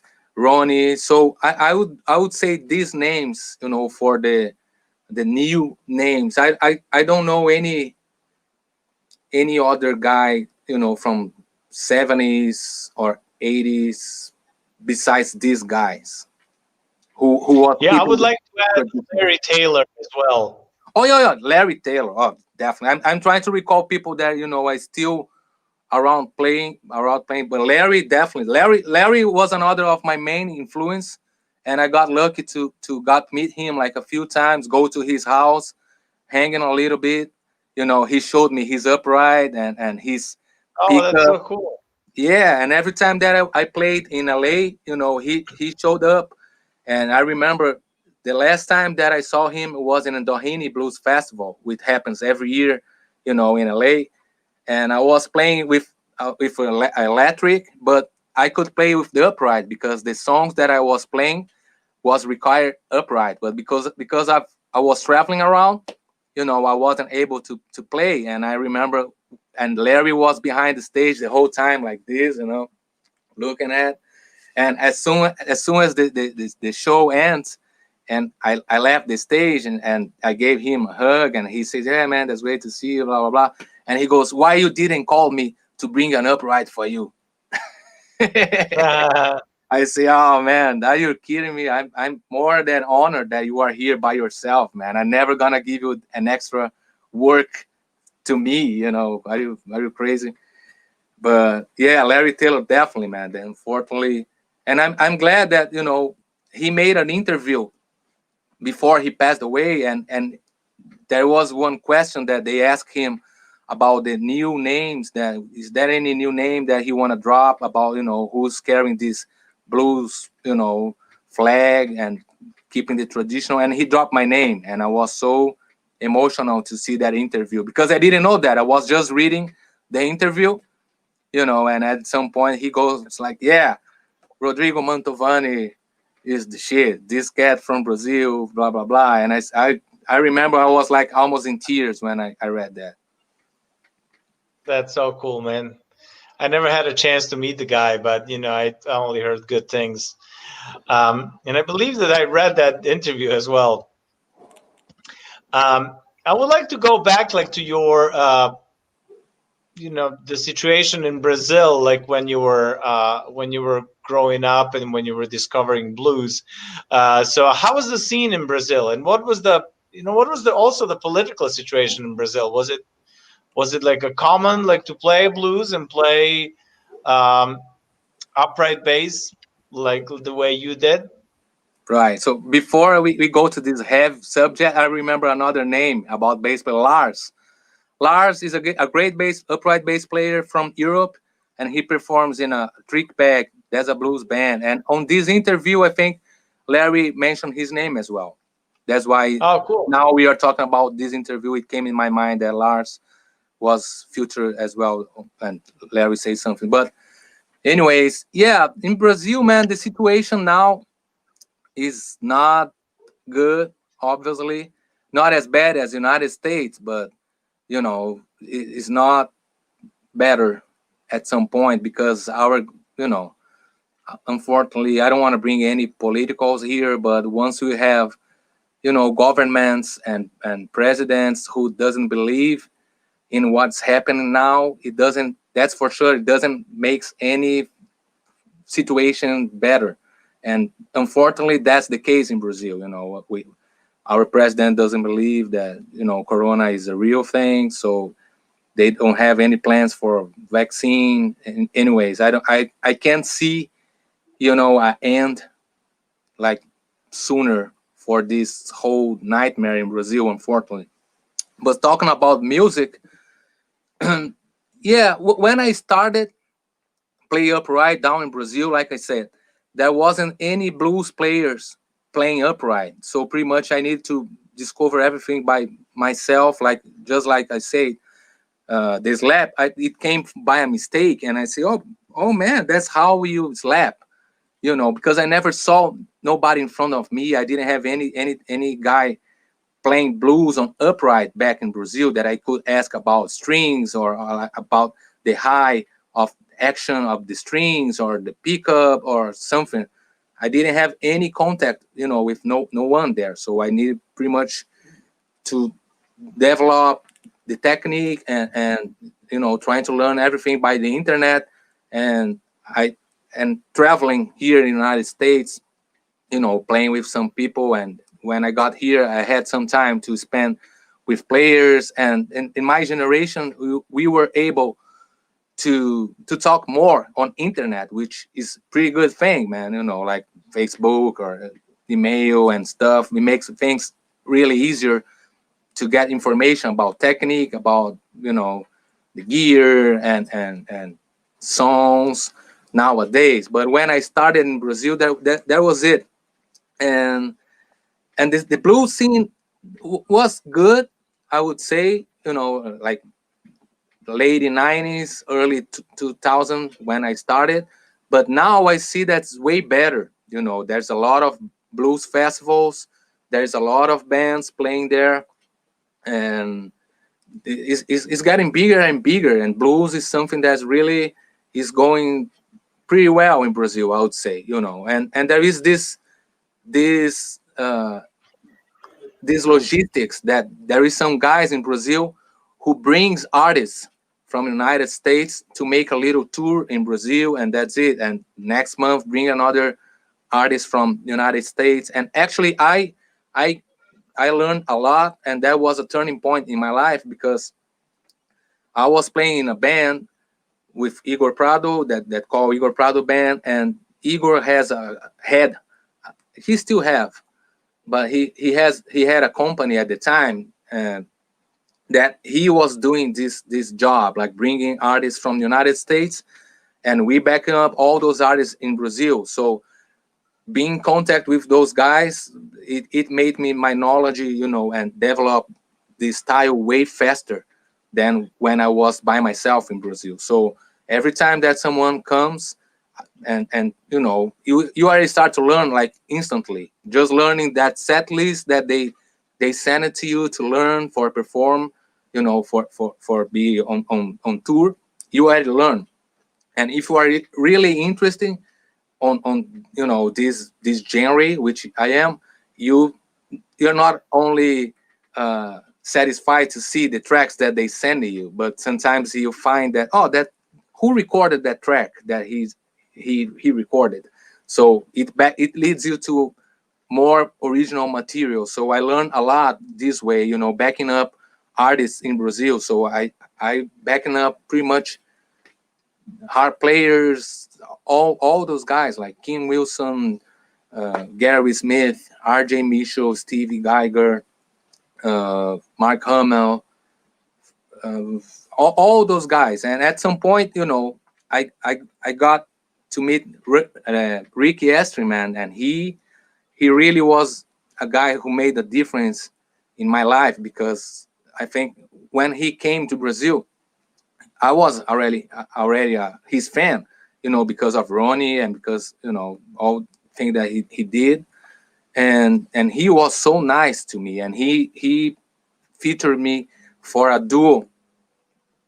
uh, duo song live, which I never did before with nobody in Brazil, and the very first time. And I was doing that live with Ricky Aston. I almost like passed out on stage, you know. And he was so nice the whole tour, and he recorded a CD on his own laptop, you know, with a lot of Ransom Nolan, a lot of Willie Dixon, a lot of all those slap, you know, B Crawford. And it really was like motivated, because it's not only about the music that he gives to you, but it's about to encourage you, you know, and to make you feel confident that what you are doing. So you think, man, there's a top artist and he's pushing you. That's I must push it too, you know, and I must push myself. So yeah, and that I don't have the CD, I believe, but I remember the tracks, you know. And there is two tracks recorded by Willie Dixon for Cobra. That's unbelievable, great, man. That's Willie Dixon and Sonny Boy, 58 or 59, and there is just bass and harmonica and Sonny Boy singing. Actually, there is a piano, but way far, you barely can hear the piano. But you know, it turns me on this acoustic, like upright and vocals and upright and harp, you know. So yeah, I think that was it. I bet, you know, that might have been like a magical experience, like playing with Rick. And I believe that Little Charlie and the Nightcats, they had like quite a few slap tracks that they recorded. Yeah, definitely. And Ronnie did a great job, when he was part of the band, but also there was, the Jay before, and there was another players who recorded Slap, on Little Charlie and Nightcats. Yes. I wanted to. I read that you joined Nick Moss band like in a kind of like in an interesting way, right? I would like Yeah, you to mention that, to talk a little yeah, bit about it. yeah, exactly.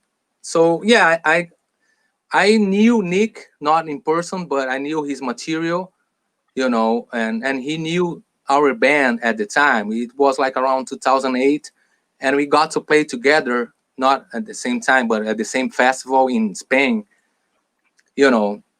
And that was the first time that I got the chance to meet Nick in person, and we got to talk a little bit and say, "Hey, man, I like your style. I like your band. I've been I've been a fan, And he said, "Oh man, that's cool. I heard about you guys as well." So that was the very first contact that we had, mutual contact. It was in Spain, like 2008. And after that, I kept, in contact to him, not much, because internet wasn't, Facebook and this stuff was happening, but not as much as now. But yeah, I kept in contact with him, and there was another time that we had a mutual friend named Linwood Slim, and this is another guy who like was a turning point for me, because he was the first guy that brought us to United States to perform with him. So, and not only that, we got some albums released for Delta Groove in LA. There's a big label in LA, blues label, and we got 2 albums recorded and released for this label. And I remember the first time that I came to the United States was for playing to Linwood Slim, and we stayed at his house, and that was another blowing mind, because he had his computer with all that music, and I brought my iPod and I put like thousands of CDs and songs. He leads me, he hits me a lot in a lot of different artists and a lot of like different conception about blues, because his style was more mixing swing and blues, and he knew a lot about like swing stuff, and he recorded a lot and great albums with Junior Watson, Kid Ramos, and it was pretty cool being in contact to him, and we made a great like friendship. And at some point he got pretty sick, and he went to a hospital, and he stayed there for a while, but and we kept in contact, making like video conference, asking how he was doing. And once he was recovered and he got back to his house, I offered him, to fly him to Chicago, from LA to Chicago, and I would fly from Brazil to Chicago, and we're gonna meet in Chicago, because I want people see that he was back in the business, and he was recovered, and was about the Chicago Blues Festival time. So there's a big time here in Chicago. There's a blues festival. So I thought it would be a pretty nice idea to bring him up and show people that he's feeling good, he's back. So we did, and when we flew, we stayed at Nick's house for like almost 10 days, and we had some gigs together with Nick, me, Slim, Nick, Mike, lead belly, and so we kept the relationship, me and Nick, even like doing these gigs, blah blah blah. And then I went back to Brazil, and in 2018 or like early 19, I was releasing an album with an uh, artist called Big Creek Slim. Great artist, man. That's one of my favorite blues guys from the new generation. And we releasing a duo album together. And I was posting some footage from some shows that we were making in Brazil. And at some point, Nick, was commenting, "Oh, yeah, that's nice, sound good, blah blah blah." And I remember that at some point he sent me a message like in the private, "Would you like to join my band?" And I was in shock. And I say, "What?" And I reply, "When? Yes, when?" And he was in shock now because he dropped first as a joke, not a joke, but it wasn't like that serious. What he was digging the videos that I was putting on the Facebook, and he just dropped like, "Would like to join my band?" And I say, "Yes, when you need me to move?" And he was waiting for this answer. So, and he goes, "What? Wait a minute, and let's talk about this," because at the same time his bass player was having some personal problems, so he was about to leave his band. So we talked, and we figured out, a visa that I could apply to move to United States, and we did it. And in 2019 I joined his band. But yes, his first invite was almost like a joke because he wasn't like waiting for me to answer yes, but I did. I said, "Yes, when you need me." Well, I'm glad you did. And you, with him, you won like a two blues awards, right? Yeah, actually, when I joined the band in 2019, we went to Blues Music Awards, and he was nominated at the time like 26 times, 27 times, something like that, and he never won before. And the time that I came here in 2019, like just a few months after I joined the band, there was a BMA celebration already, and we went there, we performed it, and that was pretty cool. And that was the time that he won his first award as a blues male artist in 2019. And it was pretty cool that that I was there to see that happen. I feel lucky and glad that I was there to see that happen, because he's a hard working man who's been working like so hard during the years trying to keep the traditional about Chicago blues, and he never got it. And that time he got it, and we released an album for Alligator. So in 2020, this year, we had like a few nominations for the award. I think it was like 5, and we won 3. We won like best band, best blues album, and he won best song.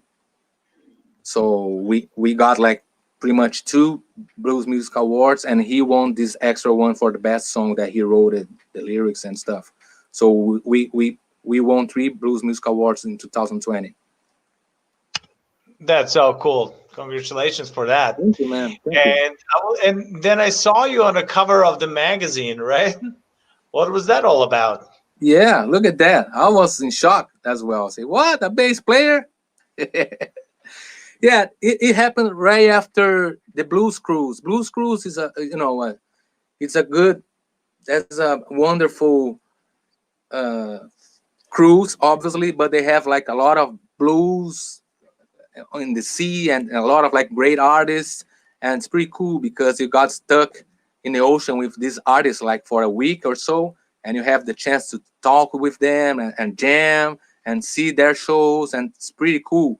And there's obviously a lot of like journalists and people involved in like media about the blues, and they are there to see what's going on in the blues scene. And I got some good friends there. you know Mark, who did this interview, he was on cruise. I miss Mark. Big hug to him, man. And Mark Thompson. And that's it. Right after the Blues Cruise, I got this cover, and I had a ball at the Blues Cruise. That was the first time that I got chance to perform with John Tavius Willis. That's another great artist, man, talking about the country blues and to keep the blues tradition alive. That's the guy. He's young and he's interested. His knowledge is unbelievable. His playing is great. His vocals is great. And we did some jams together during the night in a ship, and that was so cool. We joined like There was a day that we started to play like around like 1 a.m. Just me and him in the hall of the cruise. There was nobody, just for us. Like, oh, let's play. And when you saw like there was like a whole crowd standing, like, and they stayed listening to us almost like until 4 a.m. in the morning, and it was just me and John Tavius. Wow. And let's play that song, yeah, like, blah blah blah. And that was the first time that I got to meet him. But because of the similarities, every time that he start to play some song, I already knows how to accompany him, or at least I think That's I so know. cool. How many records have you recorded with Nick? Just one for now. Just one. And how many records have you recorded? With other bands? Oh yeah, that's a lot. Like before Nick, I got this album released with Big Creek Slim, and actually we have another album as a duo already like done, and we're supposed to release this year, like around October or so, but because of the pandemic, there's no reason for it. But at some point, I'm gonna drop at least some tracks that we recorded, pretty raw stuff, man. We recorded at his house in middle of the forest in Denmark, in the middle of a tour that I was doing with Nick. So I took a train and I got to meet him in Denmark, and we recorded. And then after 1 day or 2 days, I got back, on tour with Nick. But yeah, before that, I recorded, I believe, like, I don't know, 6, 7, or maybe more, 8 albums with Igor Prado Band, with different special guests. Just like I said, one album with just Linwood's Lean and Igor Prado Band, and another album there is a lot of special guests like Rod Piazza, Kim Wilson, Steve Geiger. Another album there's RJ Mitchell. So I believe like almost 10 albums with Igor Prado Band. I released and I produced the album for my wife like 3-4 years ago, like mixing some swing stuff, a lot of horns, a lot of piano. And there is one track that is just upright with slap and piano, pretty stride, that song from Leo Johnson. And before that, I got to record a lot of albums for a Brazilian blues artists, like Sergio Duarte. That was the guy that I started play when I first started to join a professional blues band, was his band. So I got to record like at least 5 albums for him. But I also record like as a hired musician for electric, in different styles. So last like few years ago, I released another album for an artist in Brazil, T Guy, and I really like his material. He writes all his songs, he composed the songs, and there is one track that I got to play sousaphone, tuba, together with the upright, which I love. There's a lot of tracks that Rainson played tuba and Alfred Elkins is playing upright at the same track.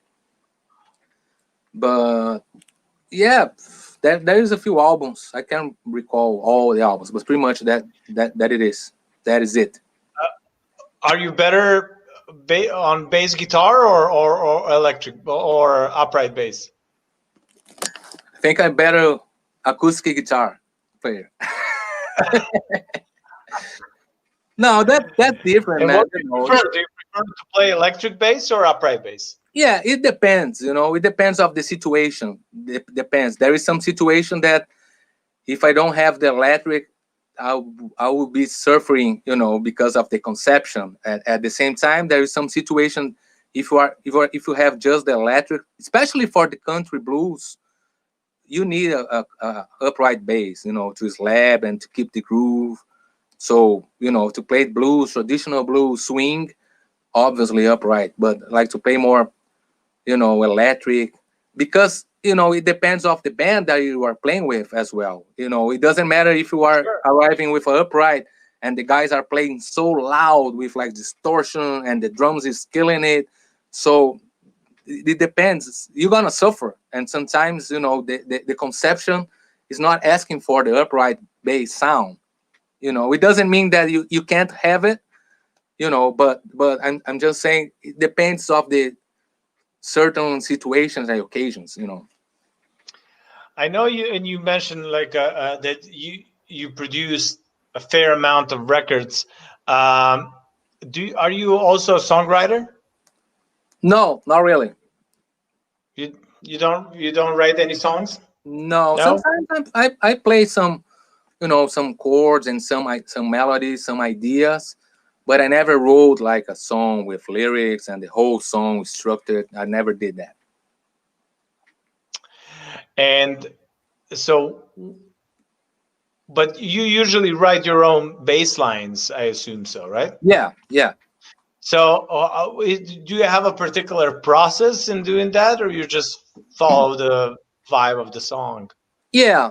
Both. If someone shows me a groove, and while I'm listening to the groove, I can connect with some song or some groove that I know that already exists.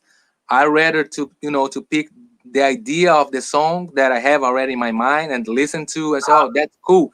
And then I try to change a little bit, now in here, but I got inspired for songs that already exist.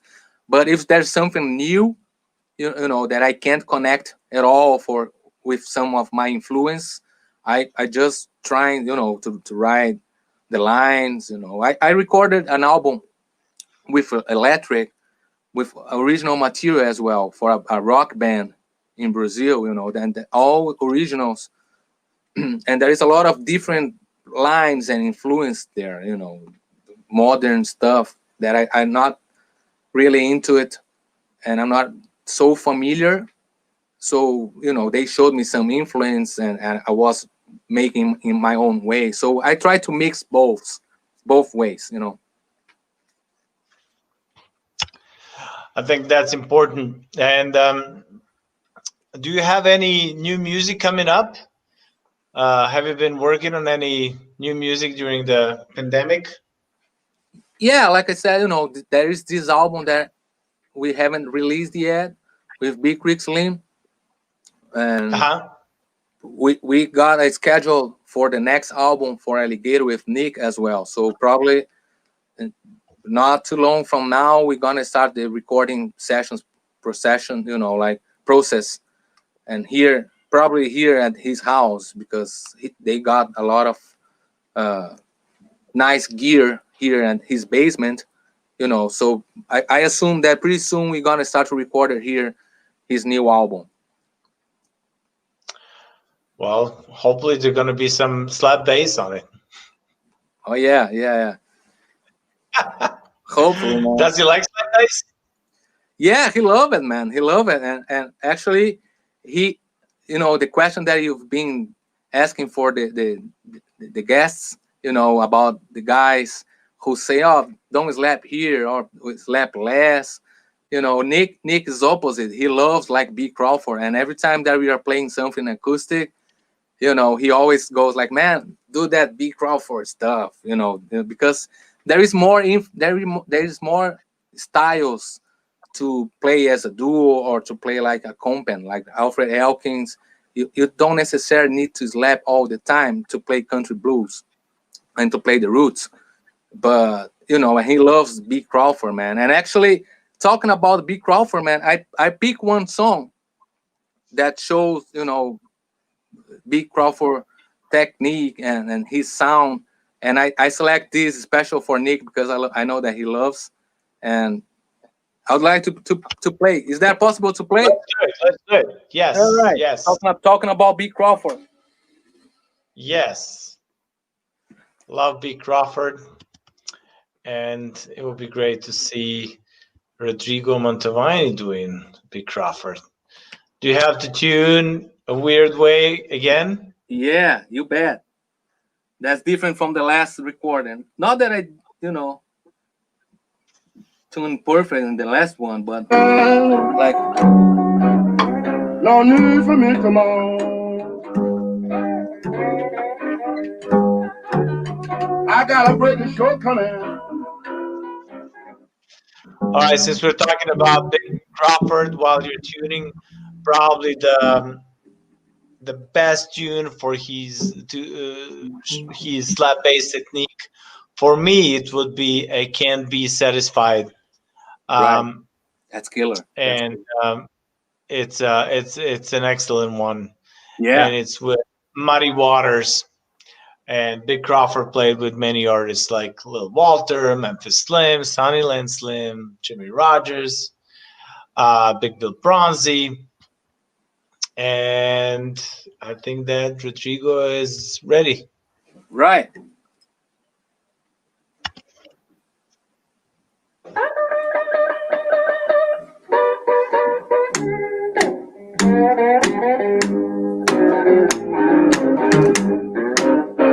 I got a mean red spot, and she been waiting all over town.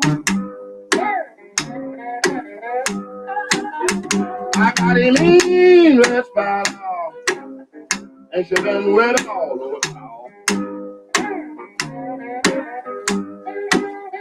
I want to see a mean black spider, so I can tell her collar. I got a break coming,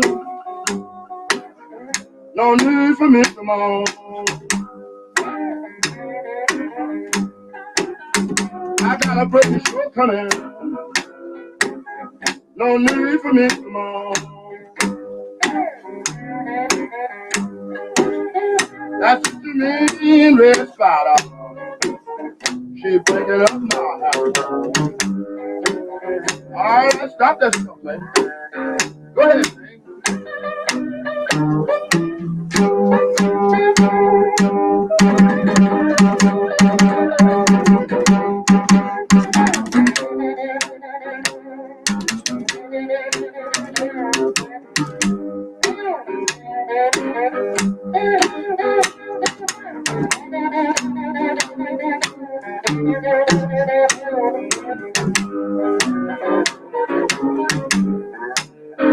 If I don't go crazy,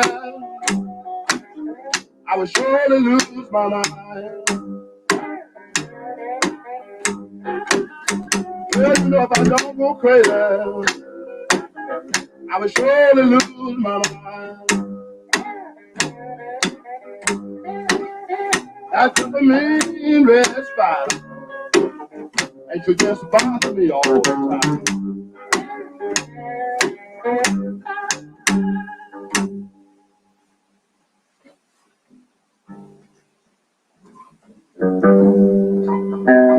All right.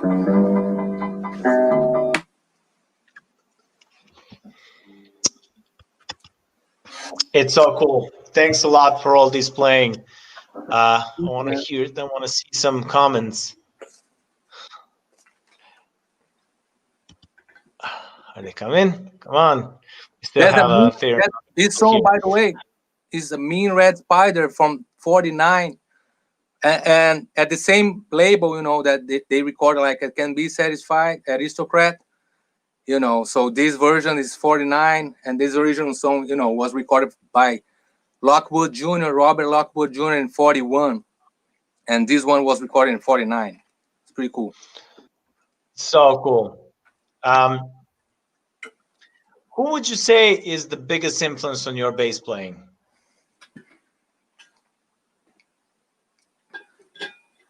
Oh, that's like I said, you know, it depends, but and every time that I think that one name, I start to listen another name. I say, oh, I think this guy influenced me more. So I'm changing, you know, every time. But mostly, you know, I spend more time, I believe, listening like Ransom and Big Crawford, you know, and Alfred Elkins as well. And recently, since the time that I moved to Chicago, you know, I was able to find some tools to create my washed up bass, you know, because there's a lot of recordings back in the day in the 40s, you know, and even like early 50s and 30s as well, that Alfred Elkins is recording imitation bass, and not only him, imitation bass, you know, every time that you see a description of the credits, IMB, that's imitation bass. It took me a while to realize and to figure out that, you know, and I would say, what is imitation bass? And then I realized there's a lot of people who is confused about this term as well, because there is some bass lines that they sing instead to play, you know, like Cliff Givens. That's a good example. He sings bass lines like crazy. There's beautiful bass lines for Sonny Boy Williams, you know. But that usually when they sing the bass line, even like Alfred Elkins, he did that for Merlin Johnson as well. So when they sing, the lines appear like bass vocal. So it's not like imitation bass. It can be, but usually it's like bass vocal.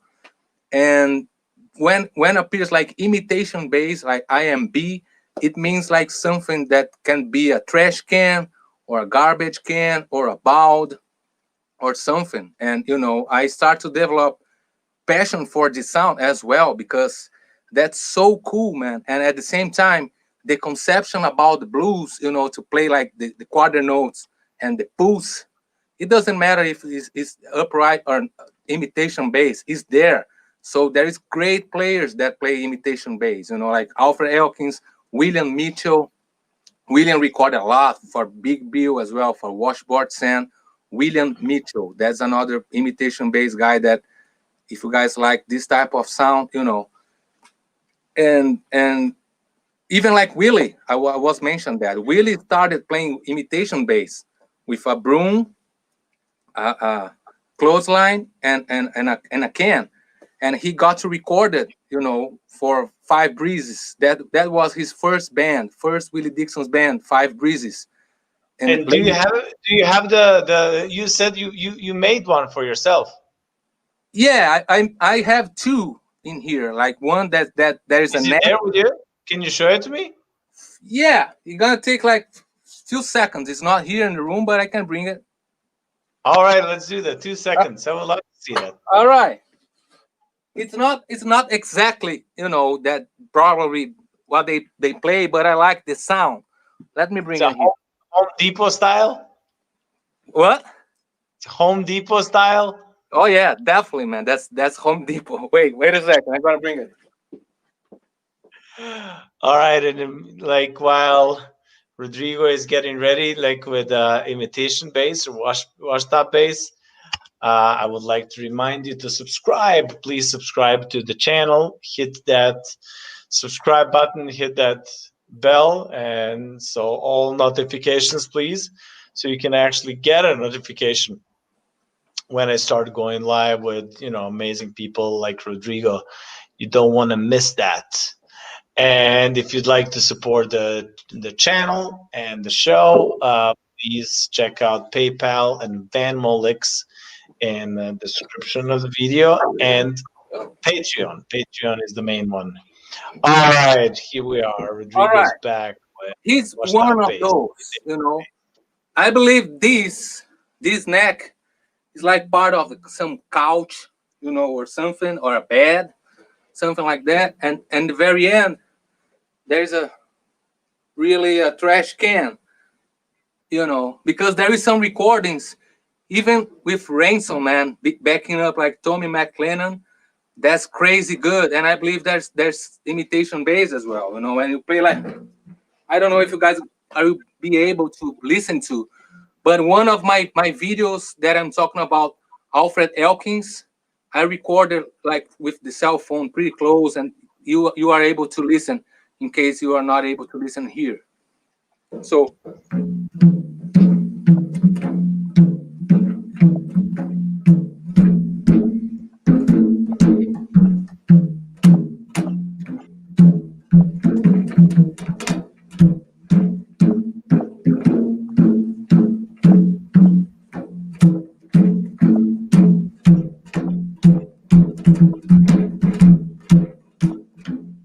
yeah, that's a little loose actually, but yeah, there you go.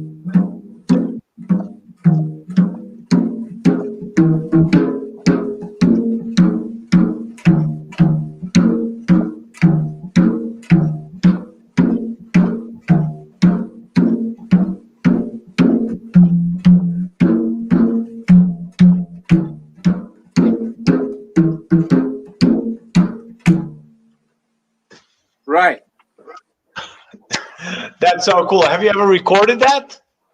No, I recorded one of the videos that I put, you know, that I'm talking Oh, about. I haven't seen it. Yeah, yeah. So I, like I said, I just moved, you know, and the clothesline is so loose.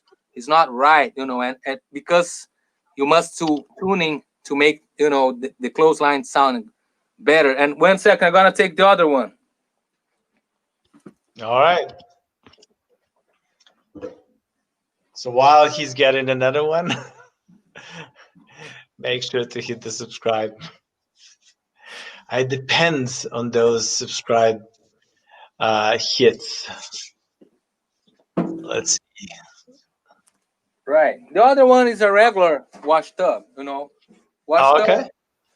with a clothesline in the middle. You know, you can see Willie Shade playing, man, a lot of great stuff on washed up.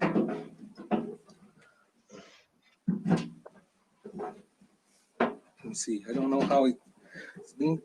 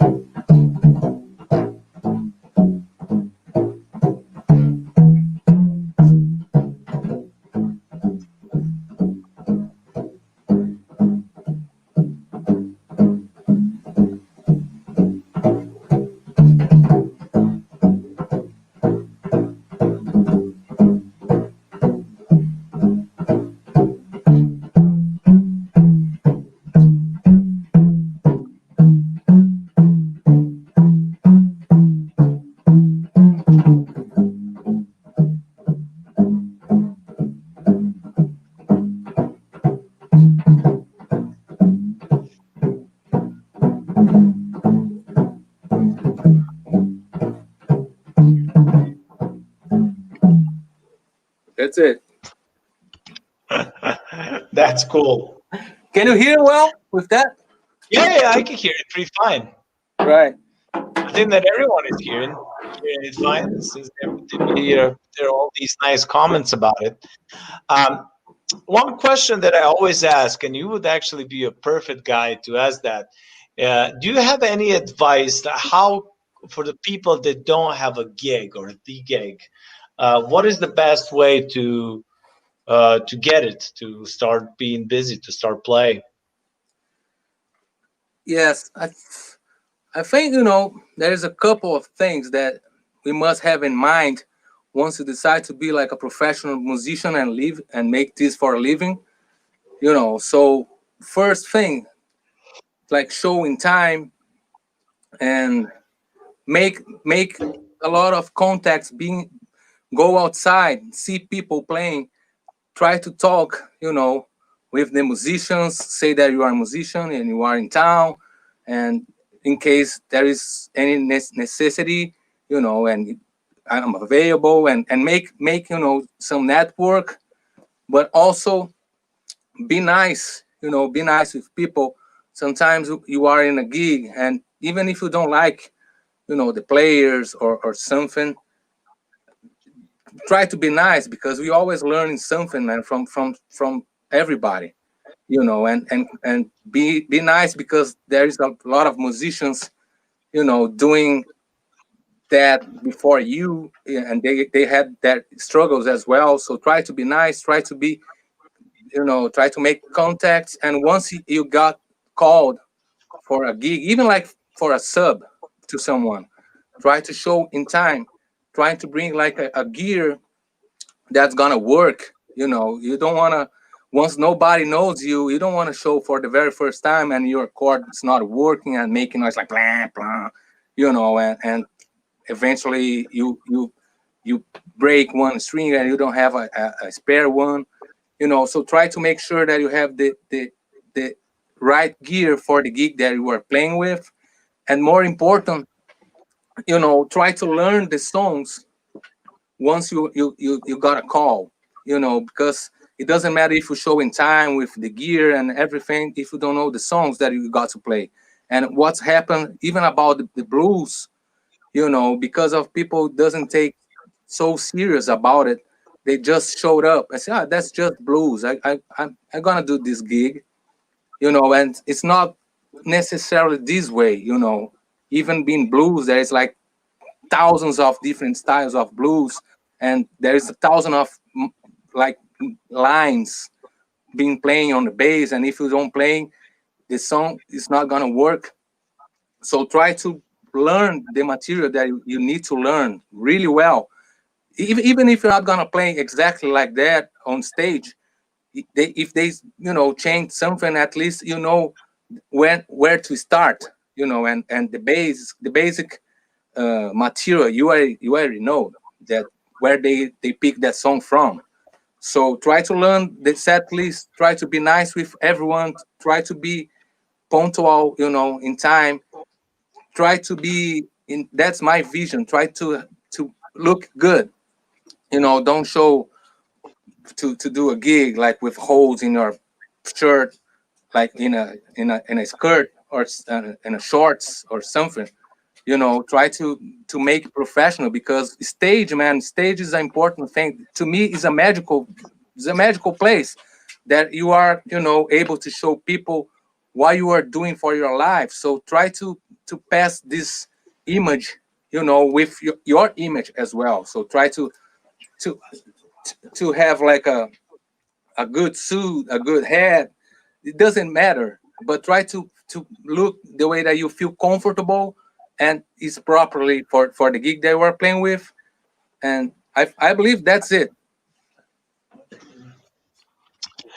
That's all good advices. And do you have an advice like for? Would you have an advice for young Rodrigo or young players coming up besides these that you mentioned for the learning process? Right. Yeah, I have. Uh, if you like this style, don't worry much. Obviously, everybody has bills to pay. But if you really love this style, man, try to learn as much as possible without thinking in about to taking advantage, money wise talking, because eventually you're not gonna get any gig, for now. But it don't mean that you must stop and switch your style or something. So if you really have the passion for this style, try to learn as much as possible, man, from from people around you, from bands that you are outside seeing playing, from obviously from the albums that you are listening to, and keep keep doing what your heart says to do. And eventually, if you really need to do something, but don't stop to feed this passion in, because like I said, nowadays, man, there is not many bands playing like traditional or like blues on upright bass. So it might be hard to get a really nice gig, but passion is passion, man. And I believe when you do like with your heart and you really believe in you, something gonna happen. I don't know, I I don't know what, but keep improving yourself. Something would happen. Something will happen, man. I believe that. Yeah. And I've been, and for this pandemic, I start to do lessons as well. I'm giving lessons, so I got some students, and I'm doing some classes, and I try to say that, like when people show and say, yeah, how can I take, I wanna play blues because there is not many players around. It's not how it works. You're not gonna play just because there is not many players around. You must play because you love, because you respect, because that's something that's gonna make you feel good on stage. How you gonna feel on stage if you don't like that type of music, and there is no many players around the same way? But how you gonna feel on stage? How you feel like satisfied? If you're not gonna feel satisfied, there is no reason for doing this.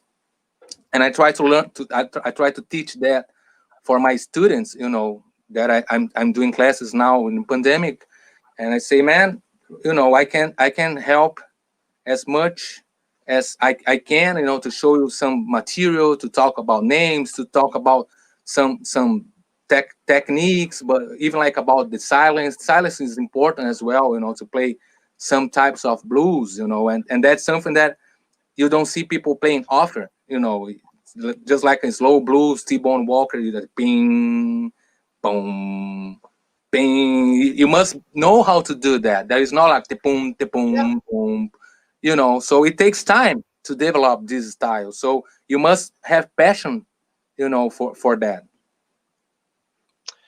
I absolutely agree. Is there anything that you would recommend for fellow bass players to practice on a daily basis? Anything particular? Actually, the albums, man. But again, try to learn from the albums, but don't be stuck in the albums, because you're not gonna find players around like the guys on the album. You are not one of those guys, and you're not gonna find one of those guys. You're not gonna be around and find a new Lonnie Johnson or a new Muddy Waters. But it's important to have this conception, because everything that you're gonna play after you learn that, it's gonna be you at the same way, and you must to adapt with people that you are playing with. So that's my advice. Try to learn as much as possible from this style, from this conception, but be open for the people that you are playing with and for the band that you are playing with, because at some point you're gonna need to adjust, for these situations. Absolutely. When you play and when you perform live, do you have any particular warm-up exercises? Yeah, actually, I let me show you something.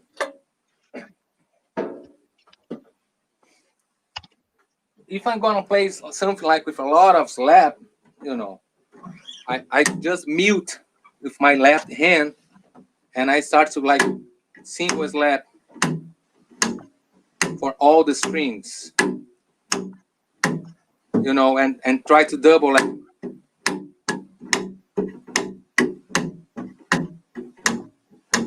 And eventually, like, all right.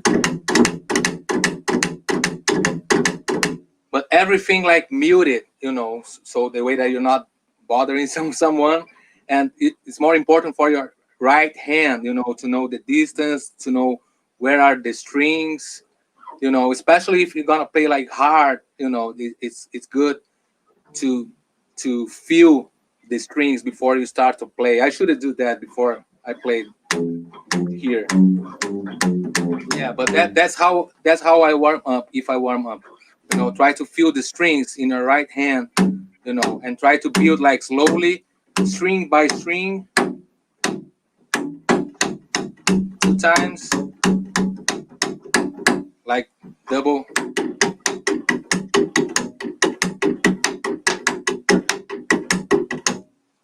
In every string, and eventually the triple like.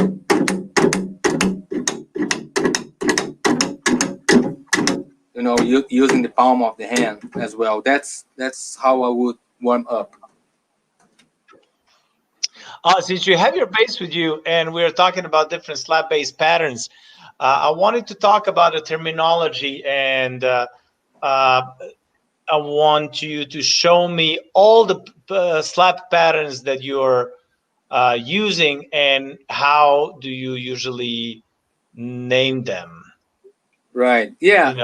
Like I said, I've been learning so much from your streaming. So my names doesn't exist anymore after watch all your streamings, man. I need to readjust the names that I've been using for.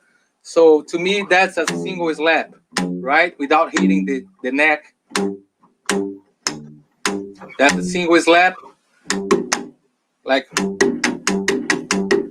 that's a triple, but I think it sounds different. This triple, like that.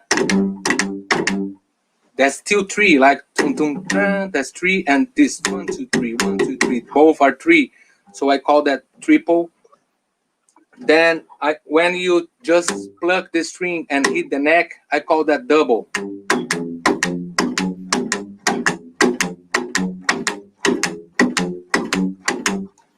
And I think that's it.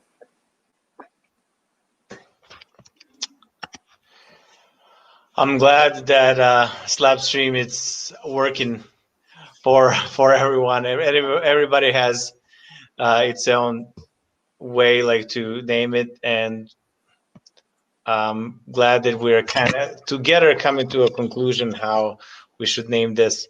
And Yeah. Carolyn named it my favorite. How do you name this? And especially And about Cloud the Berry people. said that you are first guest who actually warms up. Cool. Let's talk a little bit about your gear. But first, I want to talk about how do you like to record bass in a studio situation? Do you have a particular way of miking, or like particular microphones that you like to use? Yeah, to record live, the best situation possible, is put just one microphone in an F hole. And if you have like a pickup, it's not necessary at all, but just in case that something happened, it's good to take the signal from the pickup. Just if you want to, like, there is something coming from the drums or something, and you want to add a little bit of more definition in your playing, but it's not necessary. I don't do that all the time, but I already did a few times. But to me, the best thing is just like put a microphone. There is not a specific microphone, like those Neumanns 47, 87, they work well. And even like, any microphone that will be able to pick the low end, and the definition, the way that it's not gonna have like boomy, but I don't like 47 on upright. If that's the case, I would put like a caps on it and gonna be a 58. If there is nothing around, 58 works well, for recording, even for recording in live. But if the studio has more possibilities, I'll take it. But I never like put microphone behind the neck. I never tried this, and I never. Sometimes it's good to have another microphone in the end of the room, the way that you have like a closed microphone, but also a room microphone, and you can pick both.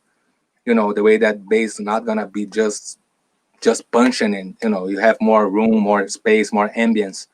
So I think that's the best. But microphone works well. One microphone on F hole, that's more than enough. Do you ever record an amp as well? I don't used to, especially for upright. I think I never did actually with an amp. Okay. But live. And what would be your amp preference for live playing? Yeah, for live of course is a different situation, especially playing for Nick Moss band. With Nick, we don't play like too low volume. We play considerably loud. Nick has a punch on his guitar, and he likes low end on his guitar as well. And Dennis has a Harp King, which is a monster amplifier for harp. That's loud with a lot of low end. And the drummer plays high. They're not loud, but they are not quiet. So, and there's a lot of frequency on stage. So every time that I have the chance to perform and I'm able to bring something, I use a anti-feedback, for the bass. That really helps with all this low end on stage, and I like to use like a low end in my bass as well. I like low end on my bass.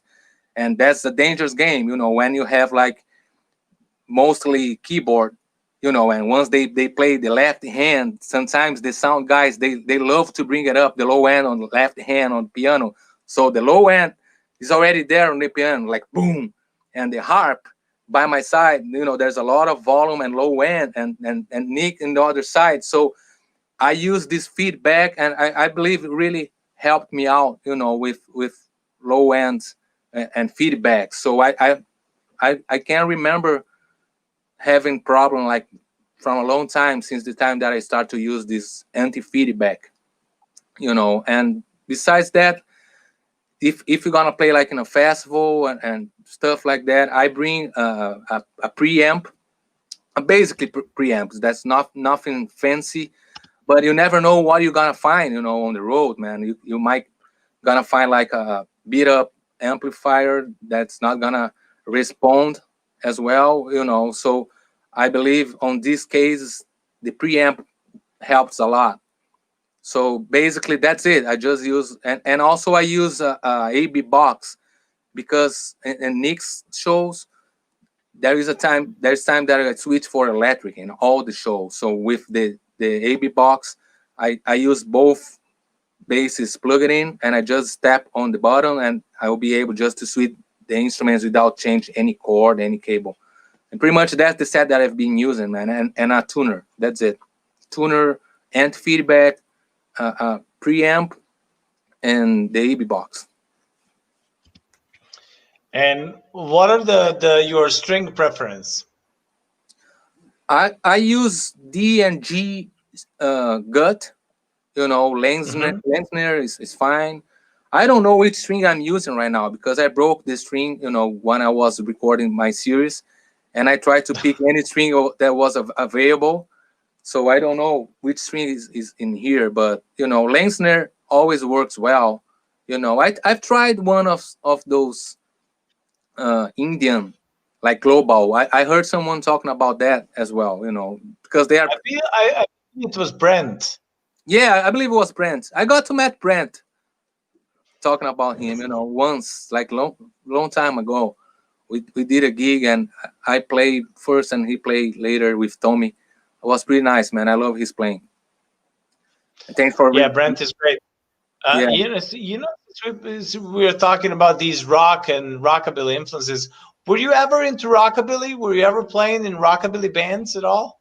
No, not at all. And actually, I learned those different techniques about slap, just from the blues guys, and there is some different stuff. But since I start to see your streaming, man, I say, oh, that's a thing, they are, because you guys brought it to a different level, talking about the technique. I saw like Joe Fick with a crazy good technique, and you have a crazy good technique about slapping. I never was able to play those crazy rockabilly slaps, because I use now and then, but not a lot, and not the same technique as you guys used. We talked about strings, and how often do you have to change it? You said that you just broke one. Yeah. When you were doing your show. How do you often usually change strings? Yeah, I believe like G and D, it takes like 6 months, I would say. Oh, Especially, okay. yeah, because I don't know pretty well, because we were on the road just last year, and for this year, because we got to play a lot like in outdoor concerts. Chicago is not the best place, with like a lot of humid sometimes, and the cold weather, But I do remember that one of our last gigs was in Louisiana, and that night my string was good, the G was good, and in the very end of the show, the G was destroyed. So probably, I will need to repair after one show the G string, because it was crazy humidity on Louisiana at that time. But I think that's it, like around 6 months. And E and A, it takes longer. Like I would say, like, I don't know, more than a year. I never changed since I got this upright, the A and the E. That's so funny. Yeah, and with guts, it could be tricky, like to tour with. I never toured with real guts for a long time. I mean, I played guts here and there, and I like it, for particular style, like old jazz or old blues. Right. But guts, steel strings are always my thing. I prefer. I think that I'm getting the better tone quality and intonation. Yeah, that's crazy how Uh, you develop, your fingers for the metal strings, and it doesn't hurt you anymore. But to me, using like the gut strings, every time that I got to play like in metal strings, I destroy mhm. my fingers. Like that's in one gig, I would be like dead, like gonna be blood all over. So to me, it's opposite. If I don't have the gut strings, really gonna get hurt. So every time that I travel to Europe, I try to bring with me at least like my pickup and at least the D and the G string. And if I have time to change the strings of the basses that I'm playing with, I do that because otherwise gonna be crazy hurted. Oh, harder. Yeah, And you mentioned the pickup. Like, what is your pickup preference? I've been using just the realist recently. I like the realist, and I got to use Underwood. I prefer better, but I got to play some Underwood that I like it. That sometimes when you put one of the parts inside the body, that sounds good. But I like, man, there's a good low end on the realist, and there's a good definition in my opinion. So I'm pretty satisfied about that. So you don't have a problem with feedback when you play realist? No, Oh, that's great. Especially, I mean, you play live. You play loud when you play live. It's interesting that you don't have to adjust something when using realist. I yeah, always had some issues with realist. When yeah, I play with. but that's what I'm saying. Sometimes I use the anti feedback Uh to, huh. to prevent the feedback. That's cool. Maybe I should I should try that. Yeah. Um, and when you tour, do you usually travel with your bass or with you rely on a backline? Yeah, no, I never traveled with my bass. Like, You play like each gig you play with a no, different no, no, bass. no. Here in the United States, I travel with my bass, but like in Europe, like yeah, United States, I always travel with my bass, and I just got a really nice. It's a hard case, but it's not a metal hard case. So I don't think I would be able to travel in an airplane or something. But we pretty much we travel by van here in the United States. So that this case that I just got works pretty good. And yeah, I travel all over the places. If we're driving with a van, I bring my bass with me for all the gigs. It's really helpful when you can when you're able to use your own bass instead of like trying to change strings and adjust pickups and end pins and everything every night. It could definitely be a disaster. Um, I think that I asked you almost everything that I wanted to ask. I would like to ask the audience if they have any particular questions. Oh man, it's almost 3 hours. When I started the slap stream, I thought that I would be doing this maybe for 40 minutes, 45 minutes or something. And then immediately started like 2 hours, 3 hours, 4 hours. Oh, Yeah, I was there's worried about it. I was lots worried. of I say, talk. man, I'm not gonna be able to talk, for 3 hours because of my English and stuff. I think that's the time that I most talking for this year. We all love, talking bass, and then that's our passion. So I think that people, notice that, and then they enjoy, and then we enjoy, like talking, bass, like for extended period of times. So I think that's great. Is there anything that you wanted to mention that I haven't asked you? No, that's about it. in case someone want to reach me up for, you know, take some classes, I'm available. And Yes. What's the best way to get in touch with you for people that wanted to take lessons with you? oh man, just send me a message on Instagram or Facebook, you know. And I've been using a really nice uh, website, and I haven't had any issue for now. And I have students all over the world, you know, like France, Denmark, even Brazil, and so that's pretty cool. And I'll be glad, you know, because like you, I like to talk about bass and show some stuff and pass some, you know, knowledge if it's possible. So, and I hope, you know, we got to meet in person, man, pretty soon. Either way, like in LA or here in Yeah. Chicago, and we got back to work as soon as possible, man. Absolutely. But before we end this wonderful interview, I would like to ask you to play one more time, if you don't mind. No, I can play. Yeah, let's do it. I love you playing. So I think, I want to use this opportunity to hear you play more. I can show it. I can show it. There is a good song, man, talking about, you know, the T-bone, you know, those style that we were talking about.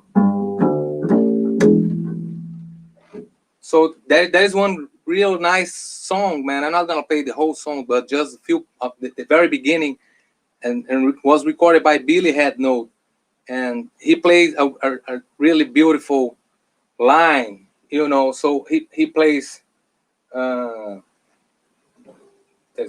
in G again, like.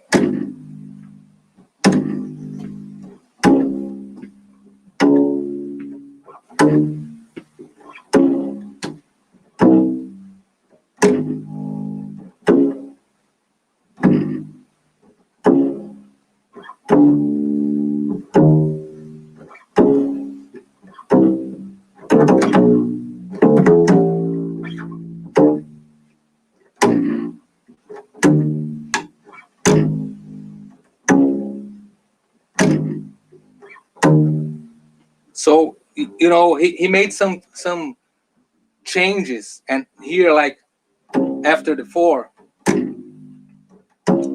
instead to come back to 1, he makes this move and he hits the 5 instead the 1. That's pretty cool, man. And here,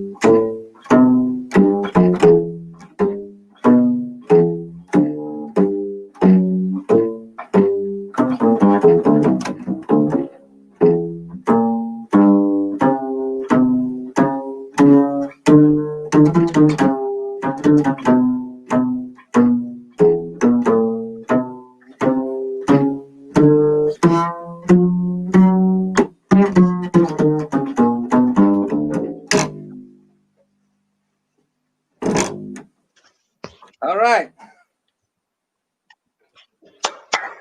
That's awesome, man.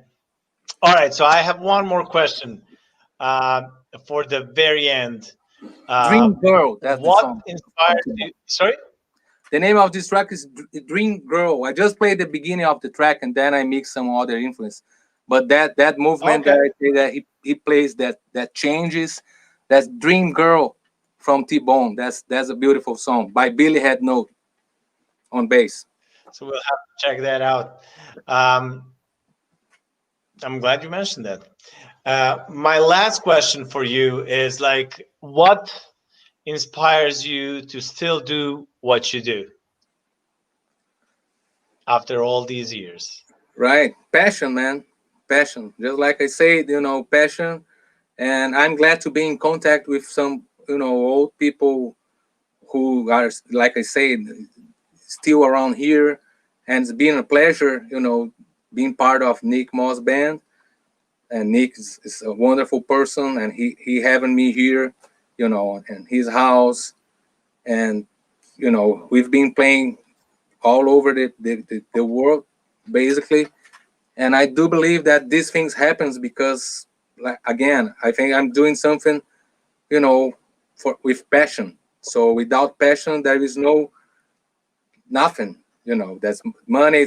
At some time you're gonna be, obviously that's good, but I don't see myself, like, just doing something strictly for money or for like fame, or for something, because sometimes I have the same pleasure playing, man, and just listen music. It's a part of my life. So I think what keeps me doing what I do, that's being in contact with people. That's beautiful. Our profession, that's a gift. Being in contact with people, make people smile, and make friends all over the world. And be able to play music. That's a gift, man. And this really, I care that, like, pre focus, and I respect this, like, in a heavy way, because we are so blessed, to play music for a living. I absolutely agree. And I have to read the comment, one of the last comments from Carolyn D. She says, like, when the pandemic is over, we need to go on a month's long Slapstream field trip and see all these amazing bass players play in person. Right. I have a question. Cool, huh? I have one question. When you gonna Sure. be a guest? I would Who, like to me? hear more about you. Yeah, we'll see. Like a couple of people I asked that, I don't know. Maybe I come up with some kind of idea and Cool. like do that. Cool. Nice. I'll be anxious for it. Um, Thanks again, man. I love your playing. Please continue to do what you do and find inspiration and passion, and then I'm sure you will. And I can't wait to see you play in person. Either in LA, Chicago, or Slapsville. Right. Thank you, man. Thank you for doing what you do, for all the research and for all the interviews that you had been doing, man. And all the best to you. Thanks for having me for today. Thanks so much. All the Have best. a great Happy new New year Year. and see you soon. See you soon. All right, people, this was 30th episode of the Slapstream with Djordje live from Slapsville. Thanks a lot for all these comments, and I see that lots of people agree with Caroline. Maybe I should start a Slapstream festival or something, and all these people play. Let me see. Redback Lounge, Rodrigo, you're a great guy. Thank you for the words. And Cloudberry, maybe someday Djordje and the guest will be in the same room during the stream. Maybe, yeah. That'll be actually pretty cool, but who knows? To be honest, I would prefer to be somewhere on a tour bus and, somewhere around the world. Um, Thank you. Thanks to Andrew for letting us know and clarifying about Ransom Nolling's uh, birthday and the city where he was born. And if you haven't subscribed, make sure to subscribe. Hit that subscribe button. Hit that like button. That really helps the YouTube algorithm.